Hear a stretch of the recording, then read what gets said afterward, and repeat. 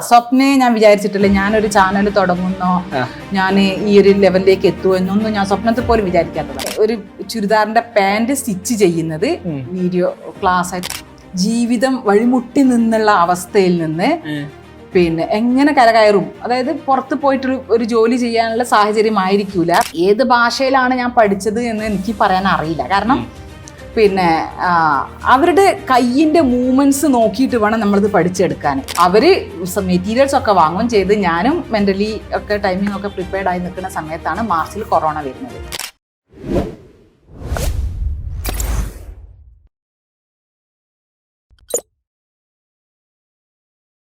പുതിയൊരു എപ്പിസോഡിലേക്ക് സ്വാഗതം. ഇന്ന് ഒരു ചേഞ്ച് ഉണ്ട്. ഇന്ന് നമ്മുടെ കൂടെ ഉള്ളത് ഒരു വീട്ടമ്മ, ഹോം മേക്കർ എന്നൊക്കെ പറയാം. വീട്ടിൽ ഇരുന്നു കൊണ്ട് 4 കുട്ടികളായതിനു ശേഷം എങ്ങനെ ഒരു ബിസിനസ് ഉണ്ടാക്കി എന്നുള്ള കഥയാണ്. എൻ്റെ അമ്മായി കൂടിയാണ്, അതുകൊണ്ട് എനിക്കത് പറയുമ്പോൾ എക്സ്ട്രാ പ്രൗഡാണ്. അപ്പം വെൽക്കം ടു ദ ഷോ. ഫമി അമ്മായി എന്ന് പറയേണ്ടി വരും ഷോയില്. പിന്നെ എവിടെ നിന്നാണ് സ്റ്റാർട്ട് ചെയ്യുന്നത്? എനിക്കൊന്ന് നിങ്ങളെ കോളേജ് കാലഘട്ടം തൊട്ടിട്ട് തുടങ്ങാം. കോളേജ് കാലഘട്ടത്തിന് മുമ്പ് എൻ്റെ ഈ ഫീൽഡ് എന്ന് പറയുന്നത് എൻ്റെ ചെറുപ്പം മുതലേ എൻ്റെ കൂടെ ഉള്ള സംഗതികളാണ്. അതായത് ക്രാഫ്റ്റ് ആണെങ്കിലും സ്റ്റിച്ചിങ് ആണെങ്കിലും ഒക്കെ. അപ്പോൾ സ്റ്റിച്ചിങ്ങിൻ്റെ കാര്യം പറയുകയാണെന്ന് വെച്ചാൽ എൻ്റെ ഉമ്മക്ക് വീട്ടിൽ ചെറിയ മെഷീൻ ഉണ്ടായിരുന്നു, ഇങ്ങനെ ചെറുതായിട്ട് കീറിയതൊക്കെ തയ്ക്കാന്നുള്ളത്. പക്ഷെ കുട്ടികൾ പൊതുവേ തന്നെ കുട്ടികളെ ഈ മെഷീനൊന്നും യൂസ് ചെയ്യാൻ സമ്മതിക്കില്ലല്ലോ, കൈപ്പരിക്ക് പറ്റാന്നൊക്കെ ഉള്ളത്. പക്ഷെ ഉമ്മ എങ്ങോട്ടെങ്കിലും പുറത്ത് പോവാൻ ഞാൻ വെയിറ്റ് ചെയ്യായിരുന്നു ആ മെഷീൻ ഒന്ന് ട്രൈ ചെയ്ത് നോക്കാൻ. അതാണ് സ്റ്റിച്ചിങ്ങിൻ്റെ ചെറുപ്പത്തിലുള്ള, അത് വെച്ചാൽ ഒരു 4ാം ക്ലാസ് 5ാം ക്ലാസ് ആ പ്രായത്തിൽ. പിന്നെ ഈ ബീഡ്സ് കാര്യങ്ങളൊക്കെ ഉള്ള വർക്ക് വെച്ചാൽ എവിടെയെങ്കിലും ഒരു മാല പൊട്ടി വീണതോ എന്തോ കണ്ടു കഴിഞ്ഞാൽ എനിക്കത് എടുക്കണം. അതെടുത്തിട്ട് ഞാനത് റീസെറ്റ് ചെയ്യും. അതേപോലെ ഈ ഓലയിൽ നിന്ന് നൂലെടുത്തിട്ട് മുല്ലപ്പൂ കോർക്കുക, എരിഞ്ഞിപ്പൂ കോർക്കുക, അങ്ങനത്തെ സംഗതികളൊക്കെ ചെറുപ്പം മുതൽ തന്നെ ഉണ്ട്. അതൊക്കെ എൻ്റെ ഭയങ്കര പാഷൻ അന്ന് മുതലേ ഉള്ളത് തന്നെയാണ്. പാഷനാണ്. അപ്പോൾ ഫാഷനിലേക്ക് അങ്ങോട്ടേക്ക് എത്തിയിട്ടില്ല. ഈ പാഷൻ കൂടെ തന്നെ ബ്ലഡിൽ ഉള്ളത് കൊണ്ടായിരിക്കണം അതിങ്ങനെ കൊണ്ട് നടക്കുന്നത്. ഡ്രസ്സിങ്ങിലൊക്കെ എൻ്റെതായ കാഴ്ചപ്പാടും എൻ്റെതായ ഒരു സെൻസും ഉണ്ടാവുമായിരുന്നു.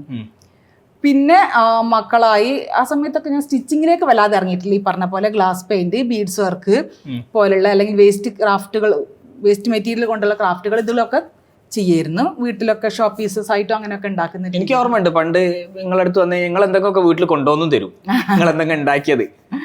അതെ അതെ, ഇങ്ങനെ കോഴിത്തൂവല് കൊണ്ട് അങ്ങനെ പല പല സാധനങ്ങൾ. അന്ന് എനിക്കൊന്ന് നിങ്ങൾ മാത്രമേ ആ സമയത്ത് അങ്ങനെ ഒരു സംഭവം ചെയ്ത് കണ്ടിട്ടുള്ളൂ. അതങ്ങനെ എന്തെങ്കിലും വേസ്റ്റ് കിട്ടുകയാണെങ്കിൽ അതൊന്ന് യൂസ് ചെയ്യുക എന്നുള്ളൊരു മൈൻഡ് ഉണ്ടായിരുന്നു. പിന്നെ മക്കൾ അടുത്തടുത്ത് മക്കളായി ആ സമയത്തൊന്നും പിന്നെ വല്ലാതെ, എന്നാലും എനിക്ക് ഇപ്പോഴും ഉണ്ട്. പഴയ ആൽബങ്ങൾ എടുത്ത് നോക്കുമ്പോൾ ഞാൻ ക്രാഫ്റ്റ് ചെയ്യുമ്പം മക്കൾ ഇങ്ങനെ ചുറ്റും നിന്ന് അത് നോക്കുന്നതൊക്കെ ഫോട്ടോസൊക്കെ ഇപ്പം ഞാൻ എടുത്ത് നോക്കുമ്പോൾ എൻ്റെ മെമ്മറിയിലേക്ക് തിരിച്ചു വരുന്നുണ്ട്. അതേപോലെ സ്റ്റിച്ചിങ്ങിലേക്ക് ആ സമയത്തൊന്നും ഇറങ്ങിയിരുന്നില്ല. കാരണം എനിക്ക് മക്കൾക്ക് 4 പെൺകുട്ടികളായതുകൊണ്ട് തന്നെ മക്കൾക്ക് ഇഷ്ടംപോലെ എൻ്റെ സ്റ്റെപ്പ് മദർ ഡ്രസ്സ് തയ്ച്ചിരുന്നു. സ്റ്റെപ്പ് മദർ നന്നായിട്ട് തയ്ക്കും. അപ്പോൾ സ്റ്റെപ്പ് മദർ ഞങ്ങളെ ഫാമിലിയിലേക്ക് വരുന്നത് എൻ്റെ 17ാമത്തെ വയസ്സിലാണ്. അപ്പോൾ അത് വലിയൊരു എൻട്രി ആയി. ഈ ഫീൽഡിലേക്ക് എനിക്ക് ഒന്നുകൂടി പോകാൻ എളാമ അങ്ങനെ നന്നായി തയ്ക്കുന്ന കാണുമ്പോൾ ഞാനിങ്ങനെ നോക്കി നിൽക്കും. കട്ടിങ്ങൊന്നും അതുവരെ ചെയ്തിട്ട് പോലും ഇല്ല. കാരണം ഇങ്ങനെ ഇഷ്ടമാണ് എന്നല്ലാതെ എങ്ങനെ നെക്ക് കട്ട് ചെയ്യും ഇങ്ങനത്തെ ഫീൽഡിലേക്കൊന്നും നമ്മൾ ഇറങ്ങുന്നില്ല. അതൊക്കെ ചെയ്യാൻ എളാമ ചെയ്യുന്നത് കംപ്ലീറ്റ് ഇങ്ങനെ നോക്കി മനസ്സിലാക്കിയിട്ട് ചെയ്യുന്നതായിരുന്നു. പഠിക്കണം എന്നുണ്ട്, പക്ഷെ സ്വമേധയെ ചെയ്തിട്ടില്ല. മക്കൾക്ക് എളാമാൻ്റെ അടുത്ത് നിന്ന് ഇഷ്ടംപോലെ ഡ്രസ്സുകൾ കിട്ടുന്നത് കൊണ്ട്. പിന്നെ മക്കളൊക്കെ വലുതായി. പിന്നെ മക്കളെ ആ സമയത്തൊക്കെ മക്കൾക്ക് ഓർണമെന്റ്സ് ഞാൻ തന്നെ ചെയ്യായിരുന്നു. ഫാൻസി ഐറ്റംസ്, പിന്നെ ജ്വൽസ്, പിന്നെ പാദസരം, വള, കമ്മല്, എല്ലാതും ഒരു ഡ്രസ്സിന് മാച്ചായിട്ടുള്ള എന്തൊക്കെ ഉപയോഗിക്കാൻ കഴിയും അതുകളൊക്കെ ഉണ്ടാക്കി കൊടുക്കും. ആ ഒരു കാലത്ത് നന്നായിട്ട് അത് ഞാനൊരു 10 ദിവസത്തെ ഒരു വർക്ക്ഷോപ്പിന് പോയതായിരുന്നു, ഓർണമെന്റ്സ് മേക്കിങ്ങിൻ്റെ. ആ ഒരു സീസണിൽ ഫുള്ളായിട്ട് ഇത് തന്നെ. മക്കൾ ഇട്ട് സ്കൂളിലൊക്കെ പോകുമ്പോൾ അത് കണ്ടിട്ട് അവരെ ഫ്രണ്ട്സ് അങ്ങനെ കണക്റ്റഡ് ആയിട്ട് കുറേ ഓർഡേഴ്സ് വരികയായിരുന്നു. ആ സമയത്ത് തന്നെ അപ്പൊ നിങ്ങള് അത് പിന്നെ ഫ്രീ ആയിട്ടാണോ ചെയ്ത് കൊടുക്കുക, അല്ലെങ്കിൽ ആ സമയത്ത് അതിനുള്ള വല്ല പേയ്മെന്റ് അല്ല, അത് മെറ്റീരിയൽ നമ്മൾ വാങ്ങുന്നതാണല്ലോ. ഇതിന്റെ എല്ലാ മെറ്റീരിയലും നമ്മൾ വാങ്ങണം. അപ്പൊ ആ ഒരു പേയ്മെന്റിലോട് കൂടി തന്നെ വാങ്ങുള്ളൂ. പിന്നെ നമ്മളെ ഫാമിലി എന്നൊക്കെ ഉള്ളതാകുമ്പോൾ ഗിഫ്റ്റിങ് ചെയ്യുമ്പോൾ അതും നമുക്കൊരു എന്താ പറയാ പബ്ലിസിറ്റി പോലെ ആയിട്ട് വരികയായിരുന്നു. കറക്റ്റ്. നിങ്ങൾക്ക് ഓൺലൈൻ ബിസിനസിനെ കുറിച്ച് കൂടുതൽ പഠിക്കണം ആഗ്രഹമുണ്ടോ? നിങ്ങളൊരു പെയ്ഡ് വാട്സാപ്പ് കമ്മ്യൂണിറ്റി റൺ ചെയ്യുന്നുണ്ട്. അവിടെ എല്ലാ തരത്തിലുള്ള എക്സ്പേർട്സും ഉണ്ട്. താഴെ ഡീറ്റെയിൽസ് കൊടുത്തിട്ടുണ്ട്, അവിടെ പോയി ചെക്ക് ചെയ്യാം. അപ്പോൾ അത് മക്കൾക്കൊക്കെ ചെയ്തു. പിന്നെ ഇത് അപ്പോഴത്തേക്ക് ഏത് വർഷമായിട്ടുണ്ടാവും? അപ്പോഴേക്ക് എനിക്ക് തോന്നുന്നു 3ാമത്തെ മോള് കൂടി ആയിട്ടുണ്ട്. 4ാമത്തെ മോളും കൂടി സ്കൂൾ പോയി തുടങ്ങിയപ്പം സ്പേസ് കൂടി, വെറുതെ ടൈം പോകുന്നൊരു ഇത് വന്ന്. അപ്പൊ പിന്നെ ഞാൻ ഒന്ന് ഫാഷൻ ഡിസൈനിങ്ങിന് ജോയിൻ ചെയ്ത്. അപ്പോൾ ഫാഷൻ ഡിസൈനിങ് ഒക്കെ നമ്മൾ അറ്റൻഡ് ചെയ്ത് കഴിയുമ്പോഴേ ഇതിന്റെ കാൽക്കുലേഷൻസും മെഷർമെന്റും ഒക്കെ നമുക്ക് മനസ്സിലാക്കാൻ പറ്റുള്ളൂ. ആ കോഴ്സിന് ചേർന്ന്, പക്ഷേ അതെനിക്ക് 6 മാസത്തെ കോഴ്സിന് ചേർന്നെങ്കിൽ കംപ്ലീറ്റ് ആക്കാൻ പറ്റിയില്ല. പെട്ടെന്ന് ഗൾഫിൽ പോകുന്നൊരു വിഷയം വന്നു, അതവിടെ സ്റ്റോപ്പ് ചെയ്തു.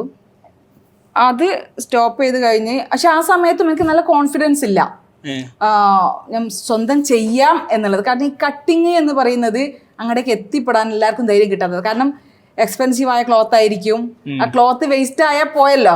അതുകൊണ്ട് ഇപ്പോഴും അത് ഞാൻ മനസ്സിലാക്കുന്നുണ്ട്. എൻ്റെ സ്റ്റുഡൻസ് ആയി വരുന്ന പലർക്കും കോൺഫിഡൻസ് കുറവ് ആണ് മിക്കവാറും ആളുകൾക്ക് ഉണ്ടാവുന്നത്. അപ്പം ഞാൻ പിന്നെ ഒരു 3 മാസത്തെ കോഴ്സിന് കുറച്ച് ഗ്യാപ്പ് കഴിഞ്ഞു. അതിനിടയിലൊക്കെ ഇങ്ങനെ ഇതുപോലെ കുഞ്ഞു കുഞ്ഞു കോഴ്സുകൾ ചെയ്യും. പിന്നെ സ്റ്റിച്ചിങ് അല്ല, ഇതിന്റെ ഡിസൈനിങ് ആയിട്ടും പിന്നെ ക്രാഫ്റ്റ് ഇതായിട്ടൊക്കെ ഉള്ളത്.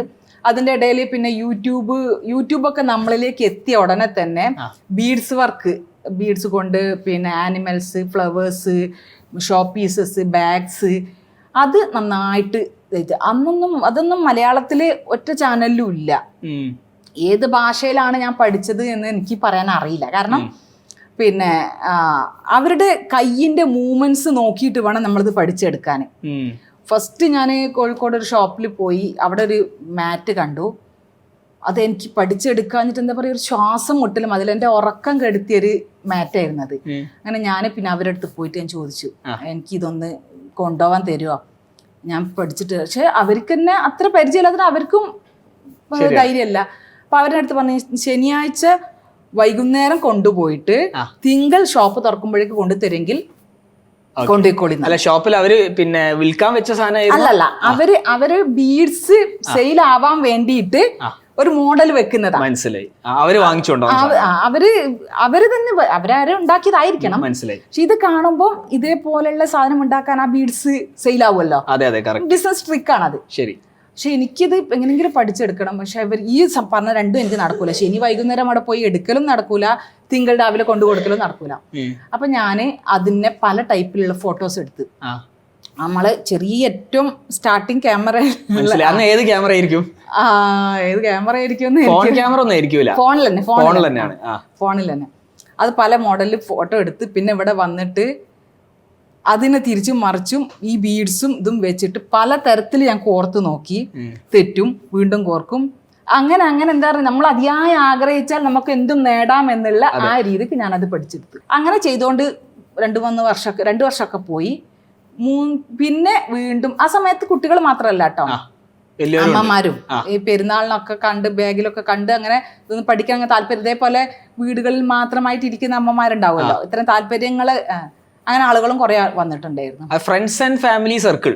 അതെ, ഫ്രണ്ട്സ് ആൻഡ് ഫാമിലി സർക്കിൾ അല്ലാതെയും ഉണ്ട് കേട്ടോ, കുറച്ച് ദൂരെ നിന്നൊക്കെ വന്നിട്ടുണ്ടായിരുന്നു. കാരണം ഇങ്ങനെ ഇൻട്രസ്റ്റ് ഉള്ള ആളുകൾ തേടി പിടിക്കുമല്ലോ, അങ്ങനെ എത്തിയിട്ടുണ്ടായിരുന്നു. നമ്മള് നോർമലി പറയും, ആദ്യത്തില് സ്വന്തം വീട്ടിലുള്ളവർക്ക് ആദ്യം വിൽക്കാൻ നോക്കുക, പിന്നെ വീടിന്റെ പുറത്തുള്ള കുറച്ച് ആൾക്ക് കൊടുക്കുക, പിന്നെ അതിന്റെ അപ്പുറം പോവാ. നിങ്ങളെ കേസിൽ അത് ഓട്ടോമാറ്റിക്കലി സംഭവിച്ചതാണ്, തീർച്ചയായിട്ടും സംഭവിച്ചത്. ഇപ്പൊ ഈ ഓർണമെന്റ്സ് എന്നൊക്കെ പറയുന്നത് എനിക്ക് ഓർമ്മയുണ്ട്. പെരുന്നാളിന്റെ തലേന്ന് പിന്നെ പെരുന്നാളിന് ഇടാനുള്ള ഡ്രസ്സിന് മാച്ചായിട്ടുള്ള പാദസരം കിട്ടാതെ മഗ്‌രിബ് വാങ്ങി കൊടുക്കുമ്പം ഒരു ഉപ്പയും 2 മക്കളും ഞങ്ങളെ കൊലായിലിരിക്കുക.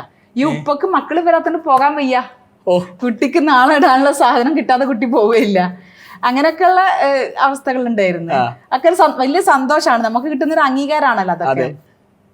പിന്നെ ഈ ക്രാഫ്റ്റ് ക്ലാസ് ഒക്കെ അടുത്ത ബാച്ചിന് സെറ്റാക്കി അവര് മെറ്റീരിയൽസ് ഒക്കെ വാങ്ങുകയും ചെയ്ത്, ഞാനും മെന്റലി ഒക്കെ ടൈമിംഗ് ഒക്കെ പ്രിപ്പയർഡ് ആയി നിൽക്കുന്ന സമയത്താണ് മാർച്ചിൽ കൊറോണ വരുന്നത്. 2020 കൊറോണ വന്ന്.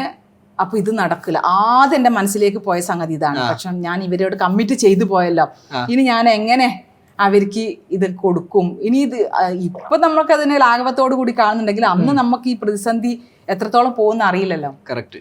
അപ്പോ അന്ന് എത്ര സ്റ്റുഡൻസ് ഉണ്ടായിരുന്നു നിങ്ങൾക്ക് ഓഫ്ലൈനിൽ പഠിപ്പിക്കാൻ വേണ്ടിട്ട്? അന്നൊരു 10-20 ആളേ ഉള്ളൂ. പെയ്ഡ് മോഡൽ ആയിരുന്നു അല്ലെങ്കിൽ ഫ്രീ? അത് ഫ്രീ തന്നെയായിരുന്നു. ഫ്രീ കാരണം മെറ്റീരിയൽസ് ഞാൻ കളക്ട് ചെയ്ത് കൊണ്ടു കൊടുക്കായിരുന്നു. കാരണം ഇവരൊക്കെ ടൗണിൽ പോകേണ്ട ആവശ്യമില്ല. ശരി. അപ്പൊ ആ ഒരു രീതിക്കായിരുന്നു. പിന്നെ അപ്പൊ ഞാൻ വിചാരിച്ച് ഇത് അവർക്ക് കൊടുക്കല് എൻ്റെ ഒരു ബാധ്യത. കാരണം അവർ അത്രയും ആഗ്രഹിച്ചിട്ട്, ചില ആളുകൾ അതിന് മുമ്പ് വന്നത് ബ്രേക്കായി നിൽക്കുക, അതായത് ഒരു ബാഗ് ചെയ്യുകയാണെങ്കിൽ അതിലൊരു പൊസിഷനിൽ നിൽക്കുന്ന ആളുകള് ക്ലാസ്സിൽ നിന്ന് വേണം ഇത് കംപ്ലീറ്റ് ആക്കാൻ എന്നുള്ളത് ഓരോരോ ഉണ്ടാവുമല്ലോ. കറക്റ്റ്. അപ്പോൾ പിന്നെ അങ്ങനെ നിൽക്കുന്ന സിറ്റുവേഷൻ ആണ് ഉള്ളത്. അപ്പോൾ ഞാൻ എന്നാ പിന്നെ ഇതിനിപ്പം ഞാൻ യൂട്യൂബ്, അപ്പോഴാണ് നമ്മൾ യൂട്യൂബിന്റെ ഒക്കെ കൊറോണ സമയത്താണല്ലോ ഒട്ടുമുക്കാൽ യൂട്യൂബേഴ്സും പിറവിയെടുക്കുന്നത്. അപ്പോ ഞാൻ അതിന്റെ മുമ്പേ ഞങ്ങൾ യൂട്യൂബിൽ പല വീഡിയോകളും കണ്ടിട്ട് പഠിക്കുന്നുണ്ട്. പക്ഷെ അമ്മക്ക് ഇത് ചെയ്യാമെന്നുള്ളത് ഇല്ല. ഞാൻ കൊറോണ വന്നിട്ടാണ് സ്വപ്നെ ഞാൻ വിചാരിച്ചിട്ടില്ല ഞാനൊരു ചാനൽ തുടങ്ങുന്നോ, ഞാൻ ഈ ഒരു ലെവലിലേക്ക് എത്തുമോ എന്നൊന്നും ഞാൻ സ്വപ്നത്തിൽ പോലും വിചാരിക്കാത്തത്. പക്ഷെ ഇത് എൻ്റെ ഒരു വലിയൊരു ഉത്തരവാദിത്തമായിട്ട് തോന്നി, ഞാൻ അവർക്ക് കൊടുത്ത വാക്ക് പാലിക്കുക എന്നുള്ളത്. അപ്പൊ ഞാൻ വിചാരിച്ചെന്നാൽ ഇങ്ങനെ തുടങ്ങാം എന്നുള്ള നിലയിലാണ് ബീഡ്സ് വർക്കാണ് നമ്മൾ തുടങ്ങുന്നത്. പിന്നെ ഞാൻ ഡ്രസ്സിൽ ചെയ്യുന്ന വർക്ക്, അങ്ങനെ ചിലരൊക്കെ ഇതൊക്കെ നീ ചെയ്തത് കണ്ടാൽ ചെയ്യാൻ എളുപ്പമാണ്, പക്ഷെ സ്വന്തം ഐഡിയ വരുന്നില്ല എന്നൊക്കെ പറയും. അപ്പോൾ ഞാൻ ഡ്രസ്സിൽ ചെയ്യുന്നത്, പിന്നെ ബാഗ്, അങ്ങനെയുള്ള ഓരോന്നോരോന്നായിട്ട് ഷോപ്പിസൊക്കെ ചെയ്തു തുടങ്ങി. അപ്പോൾ പിന്നെ ഞാൻ ഒരു ചുരിദാറിൻ്റെ പാൻറ് സ്റ്റിച്ച് ചെയ്യുന്നത് വീഡിയോ ക്ലാസ് ആയിട്ട്, അപ്പോഴേക്കും എനിക്ക് ഇങ്ങനെ ക്ലാസ് എടുത്തുകൂടെ എന്നുള്ള നിലക്ക് പിന്നെ എൻ്റെ ഡ്രസ്സിൻ്റെ ഇത് കണ്ടപ്പം യൂട്യൂബിൽ തന്നെ കമൻസ് വന്ന് ക്ലാസ് ചെയ്തുകൂടെ. അപ്പൊ നിങ്ങൾ എക്സിസ്റ്റിംഗ് ആൾക്കാർക്കൊക്കെ ഈ യൂട്യൂബിന് ലിങ്ക് അയച്ചു കൊടുത്ത് അത് നമ്മള് പരിചയത്തിൽ ക്ലോസ് സർക്കിളിലൊക്കെ അങ്ങനെ പോയി. പിന്നെ പക്ഷെ ആ സമയത്ത് എനിക്ക് യൂട്യൂബ് തുടങ്ങിയ സമയത്ത് പിന്നെ കുറച്ച് ആളുകളൊക്കെ മോട്ടിവേറ്റ് ചെയ്തെങ്കിലും കുറേ ആളുകൾ പറഞ്ഞിട്ടുണ്ടായിരുന്നു ഇതെല്ലാരും ഇപ്പൊ തുടങ്ങും, നാളെ പൂട്ടിപ്പോവും അതിനുള്ള. പക്ഷെ ഞാനപ്പം അങ്ങനെ ഒരു ചലഞ്ചായിട്ട് എടുത്തിട്ടൊന്നുമല്ല. എൻ്റെ മനസ്സിലുള്ളത് മുന്നോട്ട് പോവണം, ഭയങ്കര ഗ്രോത്ത് ആയിട്ടില്ലെങ്കിലും സ്ലോലി മുന്നോട്ട് പോകും. കാരണം എനിക്കൊരു എൻഗേജ്ഡ് ആണ് ഇത്, എൻ്റെ പാഷന് മുന്നോട്ട് പോകും. ഭയങ്കര മൈൻഡ് റിലാക്സ് സംഗതിയും കൂടിയാണ് എന്നെ സംബന്ധിച്ചോളം. അപ്പൊ അതങ്ങനെ പോവണം, അതങ്ങനെ ചാടിക്കേറി പോകണം എന്നൊന്നുമില്ല, അങ്ങനെ സ്മൂത്ത് ആയിട്ട് പോയാൽ മതി എന്നുള്ള രീതിക്ക് തന്നെ. അപ്പൊ ഈ റിക്വസ്റ്റ് വന്ന് സ്റ്റിച്ചിങ് പഠിപ്പിച്ചുകൂടെയാണ്. സ്റ്റിച്ചിങ് പഠിപ്പിക്കാൻ ഒരു ക്ലാസ് ഇട്ട്, അപ്പം നമുക്കതിൽ ആകെ പറയാൻ പറ്റുന്നത് നിങ്ങൾ സംശയം ഉണ്ടെങ്കിൽ കമന്റ്സിലേക്ക് കൂടി ചോദിക്കും. അതായത് ബേസിക്കലി നിങ്ങളൊരു സാധനം ഇട്ടു, അതിന്റെ അകത്ത് നിന്ന് കസ്റ്റമർ ചോദിച്ചു ഇങ്ങനെയും ചെയ്തൂടെ, അപ്പൊ ആണാല് ഇങ്ങനെയും ചെയ്യാലോ, ഓക്കെ, ആ ഒരു ഇതിന്റെ അകത്തേക്കാണ് പോണത്. അതായത് നമ്മളിപ്പോ കട്ട് ചെയ്യുന്ന സമയത്ത് പൊസിഷൻ ഇവിടെ എങ്ങനെ, കാൽക്കുലേഷൻ എങ്ങനെ എന്നുള്ളതൊക്കെ ചോദിക്കുമ്പോൾ നമുക്ക് അപ്പം റിപ്ലൈ കൊടുക്കാൻ പറ്റുന്നില്ല. ഈ ആള് ചോദിക്കുന്നുണ്ടാവുക അവര് ചെയ്ത് പകുതിയായി നിൽക്കുന്ന സമയത്തേക്ക് ആ കമന്റ് ഞാൻ കാണണം, ഞാൻ കണ്ടിട്ട് ടൈപ്പ് ചെയ്തിട്ട് അയച്ചു കൊടുക്കണം. അതിനൊക്കെ ഭയങ്കര ലിമിറ്റേഷൻസ് ഉണ്ട്, പ്രത്യേകിച്ച് ഈ സ്റ്റിച്ചിങ് ഫീൽഡ് ആകുമ്പോൾ. അത് നമ്മൾ ടൈപ്പ് ചെയ്തിട്ടാകുമ്പം മലയാളത്തിൽ ടൈപ്പ് ചെയ്താലും ഇംഗ്ലീഷ് ടൈപ്പ് ചെയ്താലും രണ്ടാമതൊരാൾ വായിക്കുമ്പം അവർക്ക് മനസ്സിലാകുന്നതിൽ വേരിയേഷൻ ഉണ്ടാവും. അപ്പൊ എനിക്ക് പിന്നെ 2-3 ക്ലാസ് യൂട്യൂബിൽ ഇട്ട് കഴിഞ്ഞപ്പോൾ എനിക്ക് തോന്നി ഇതിൽ ഏറ്റവും ബെറ്റർ വാട്സപ്പിൽ കൂടി ക്ലാസ് ആക്കിയാലോ. അപ്പം പിന്നെ അപ്പോഴേക്ക് ആളുകൾ എന്നെ കമന്റിലേക്ക് കൂടിയുള്ള സമയത്ത് ഞാൻ അന്ന് എൻ്റെ പേഴ്സണൽ നമ്പറിൽ തന്നെ ഞാൻ ഇതിൽ സംശയം ചോദിച്ചോളി എന്ന് പറഞ്ഞിട്ട് വാട്സപ്പ് നമ്പർ കൊടുക്കും. അപ്പൊ പിന്നെ ഒരാൾക്ക് ഒരു മനസ്സിലായപ്പോ 2 കസിൻസ്, 2 ആൾ അത്യാവശ്യം ഈ ഇൻട്രസ്റ്റ് ഉള്ള ആളാണെങ്കിൽ അവർ നമ്മൾ ഡിസ്കസ് ചെയ്യുമ്പോൾ 2 ആളും 2 വീട്ടിലാകുമ്പോൾ 2 ആളും എന്നെ കോണ്ടാക്ട് ചെയ്യാൻ തുടങ്ങി. അപ്പൊ ഇതെനിക്ക് ഇങ്ങനെ കൂടി അപ്പൊ എനിക്ക് തോന്നി വാട്സപ്പ് ക്ലാസ് ആക്കാം. അങ്ങനെ ഞാൻ ഫ്രീ ആയിട്ട് വാട്സപ്പ് ക്ലാസ് തുടങ്ങി. അപ്പൊ 10-20 ആളുകളൊക്കെ ഉണ്ടായിരുന്നു. എല്ലാം 1-to-1 ആണോ അല്ലെങ്കിൽ ഒരു ഗ്രൂപ്പ് വെച്ചിട്ടാണോ? ഗ്രൂപ്പ് വാട്സപ്പ് ഗ്രൂപ്പിൽ. അപ്പം ഗ്രൂപ്പിൽ തുടങ്ങിയപ്പോൾ തന്നെ അതിലുള്ള ആളുകൾ തന്നെ പറഞ്ഞു നിങ്ങൾ ഫ്രീ ആയിട്ട് കൊടുത്തു കഴിഞ്ഞാൽ ഫ്രീ ആയിട്ടുള്ളത് തന്നെ ഫ്രീ എന്നുള്ളൊരു മൈൻഡേ ഉണ്ടാവുള്ളൂ, ഒരു സീരിയസ്നെസ് കിട്ടണം, നിങ്ങൾ എന്തെങ്കിലും ഒരു പേയ്മെന്റ് വാങ്ങണം. അപ്പോൾ ഞാൻ പറഞ്ഞു, അപ്പൊ എനിക്കിങ്ങനെ മടി, കാരണം അതൊരു നമുക്ക് അറിയുന്ന ഒരു കാര്യം പറഞ്ഞു കൊടുക്കല്ലേ. പക്ഷെ അവര് പുഷ് ചെയ്തപ്പം ഞാൻ പേയ്മെന്റ് വാങ്ങാം എന്നുള്ള നിലയിൽ 100 രൂപ ഗ്രൂപ്പിൽ ആഡ് ആവാൻ 100 രൂപ അങ്ങനെയാണ് സ്റ്റാർട്ട് ചെയ്യുന്നത്. അപ്പോൾ അതിലേക്കൂടി അപ്പോൾ വാട്സപ്പ് ഗ്രൂപ്പ് ആകുമ്പോൾ വെച്ചാല് ഇപ്പൊ 100 ആളുകൾ ഒരു ഗ്രൂപ്പാണെന്ന് വിചാരിക്കാം. അപ്പൊ ഒരാൾ ചോദിക്കുന്ന ഒരു സംശയം ഈ 100 ആളും കേൾക്കുകയാണ്, അതിന്റെ റിപ്ലൈ 100 ആൾ കേൾക്കാണ്. പക്ഷെ ഈ സംശയം ഒരാളുടെ മനസ്സിൽ വന്നതായിരിക്കും, 2-3 ആളെ മനസ്സിൽ വന്നായിരിക്കും. മറ്റുള്ളവരുടെ മനസ്സിൽ ഇത് ചോദിക്കുമ്പോഴാണ് ഇങ്ങനൊരു പ്രശ്നം വരാൻ ചാൻസ് ഉണ്ടല്ലോ എന്ന് വരിക. അപ്പൊ അവർ ചെയ്ത് വരുമ്പോൾ ആ പ്രശ്നം വരുമ്പോൾ ഓട്ടോമാറ്റിക്കലി അവർക്ക് അത് സോൾവ് ആകും. അതെ, ഒരു ക്ലാസ്സിൽ കുട്ടി സംശയം ചോദിക്കുന്ന പോലെ സെയിം തന്നെ. അപ്പൊ ഇത് ഓൺലൈനിലാണ് ചോദിക്കണമെന്നേ ഉള്ളൂ. അപ്പോൾ അത് ആ ഗ്രൂപ്പ് വർക്ക് അവർക്കും നല്ല ഇമ്പ്രൂവ് ആയി. ഇനിയിപ്പോ ഞാന് ഇൻ കേസ് എനിക്ക് 3 ദിവസം ക്ലാസ് ഉണ്ടാവുക, തിങ്കൾ ചൊവ്വ ബുധൻ.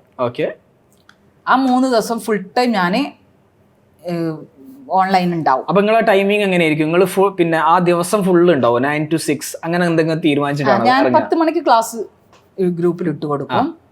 നിങ്ങൾ ഗ്രൂപ്പിൽ യൂട്യൂബിന്റെ ലിങ്ക് ഇട്ട് കൊടുക്കും? യൂട്യൂബ് അല്ല, ക്ലാസ്സിന് വേറെ തന്നെ. പിന്നെ ഞാൻ യൂട്യൂബിൽ ക്ലാസ് ഇടലും നിർത്തി. കാരണം അതില് നമുക്ക് അവരെ സപ്പോർട്ട് ചെയ്യാൻ പറ്റുന്നില്ല. ഈ കമന്റ്സ് ഇത് ഇപ്പോഴും യൂട്യൂബിൽ ഒരുപാട് ആളുകൾ ചോദിക്കും. അപ്പൊ അവരുടെ അടുത്ത് ഞാൻ എന്നെ കോണ്ടാക്ട് ചെയ്യാൻ പറയാ ചെയ്യാം. അതുവഴി കുറെ സ്റ്റുഡൻസ് വരും. കാരണം അവർക്ക് ഇത്ര പോരാ, ഇങ്ങനെ എപ്പോഴെങ്കിലും കിട്ടിയാ പോരാ, കൂടെ തന്നെ. അപ്പോ അവര് പിന്നെ കൂടുതൽ ആളുകളിലേക്ക് ഈ സംഗതികൾ എത്താനൊരു വഴിയായി. മാത്രമല്ല ഇവര് നമ്മളൊരു ഇത് ചെയ്യുമ്പോൾ, ഒരു വർക്ക് ചെയ്തുകൊണ്ടിരിക്കുമ്പോൾ ഈ സംശയങ്ങളൊക്കെ ചില ആളുകൾ എന്താണെന്ന് വെച്ചാൽ ഒന്നിച്ച് നീട്ടി അങ്ങോട്ട് വെക്കും. ഡൗട്ട്സുകളൊക്കെ ഇതാക്കി ഒന്നിച്ചായിരിക്കും ചോദിക്കുക. അപ്പൊ ഞാൻ ഈ ടൈം വെച്ചതെന്ന് വെച്ചാൽ 9 to 6 മസ്റ്റ് ആണ്.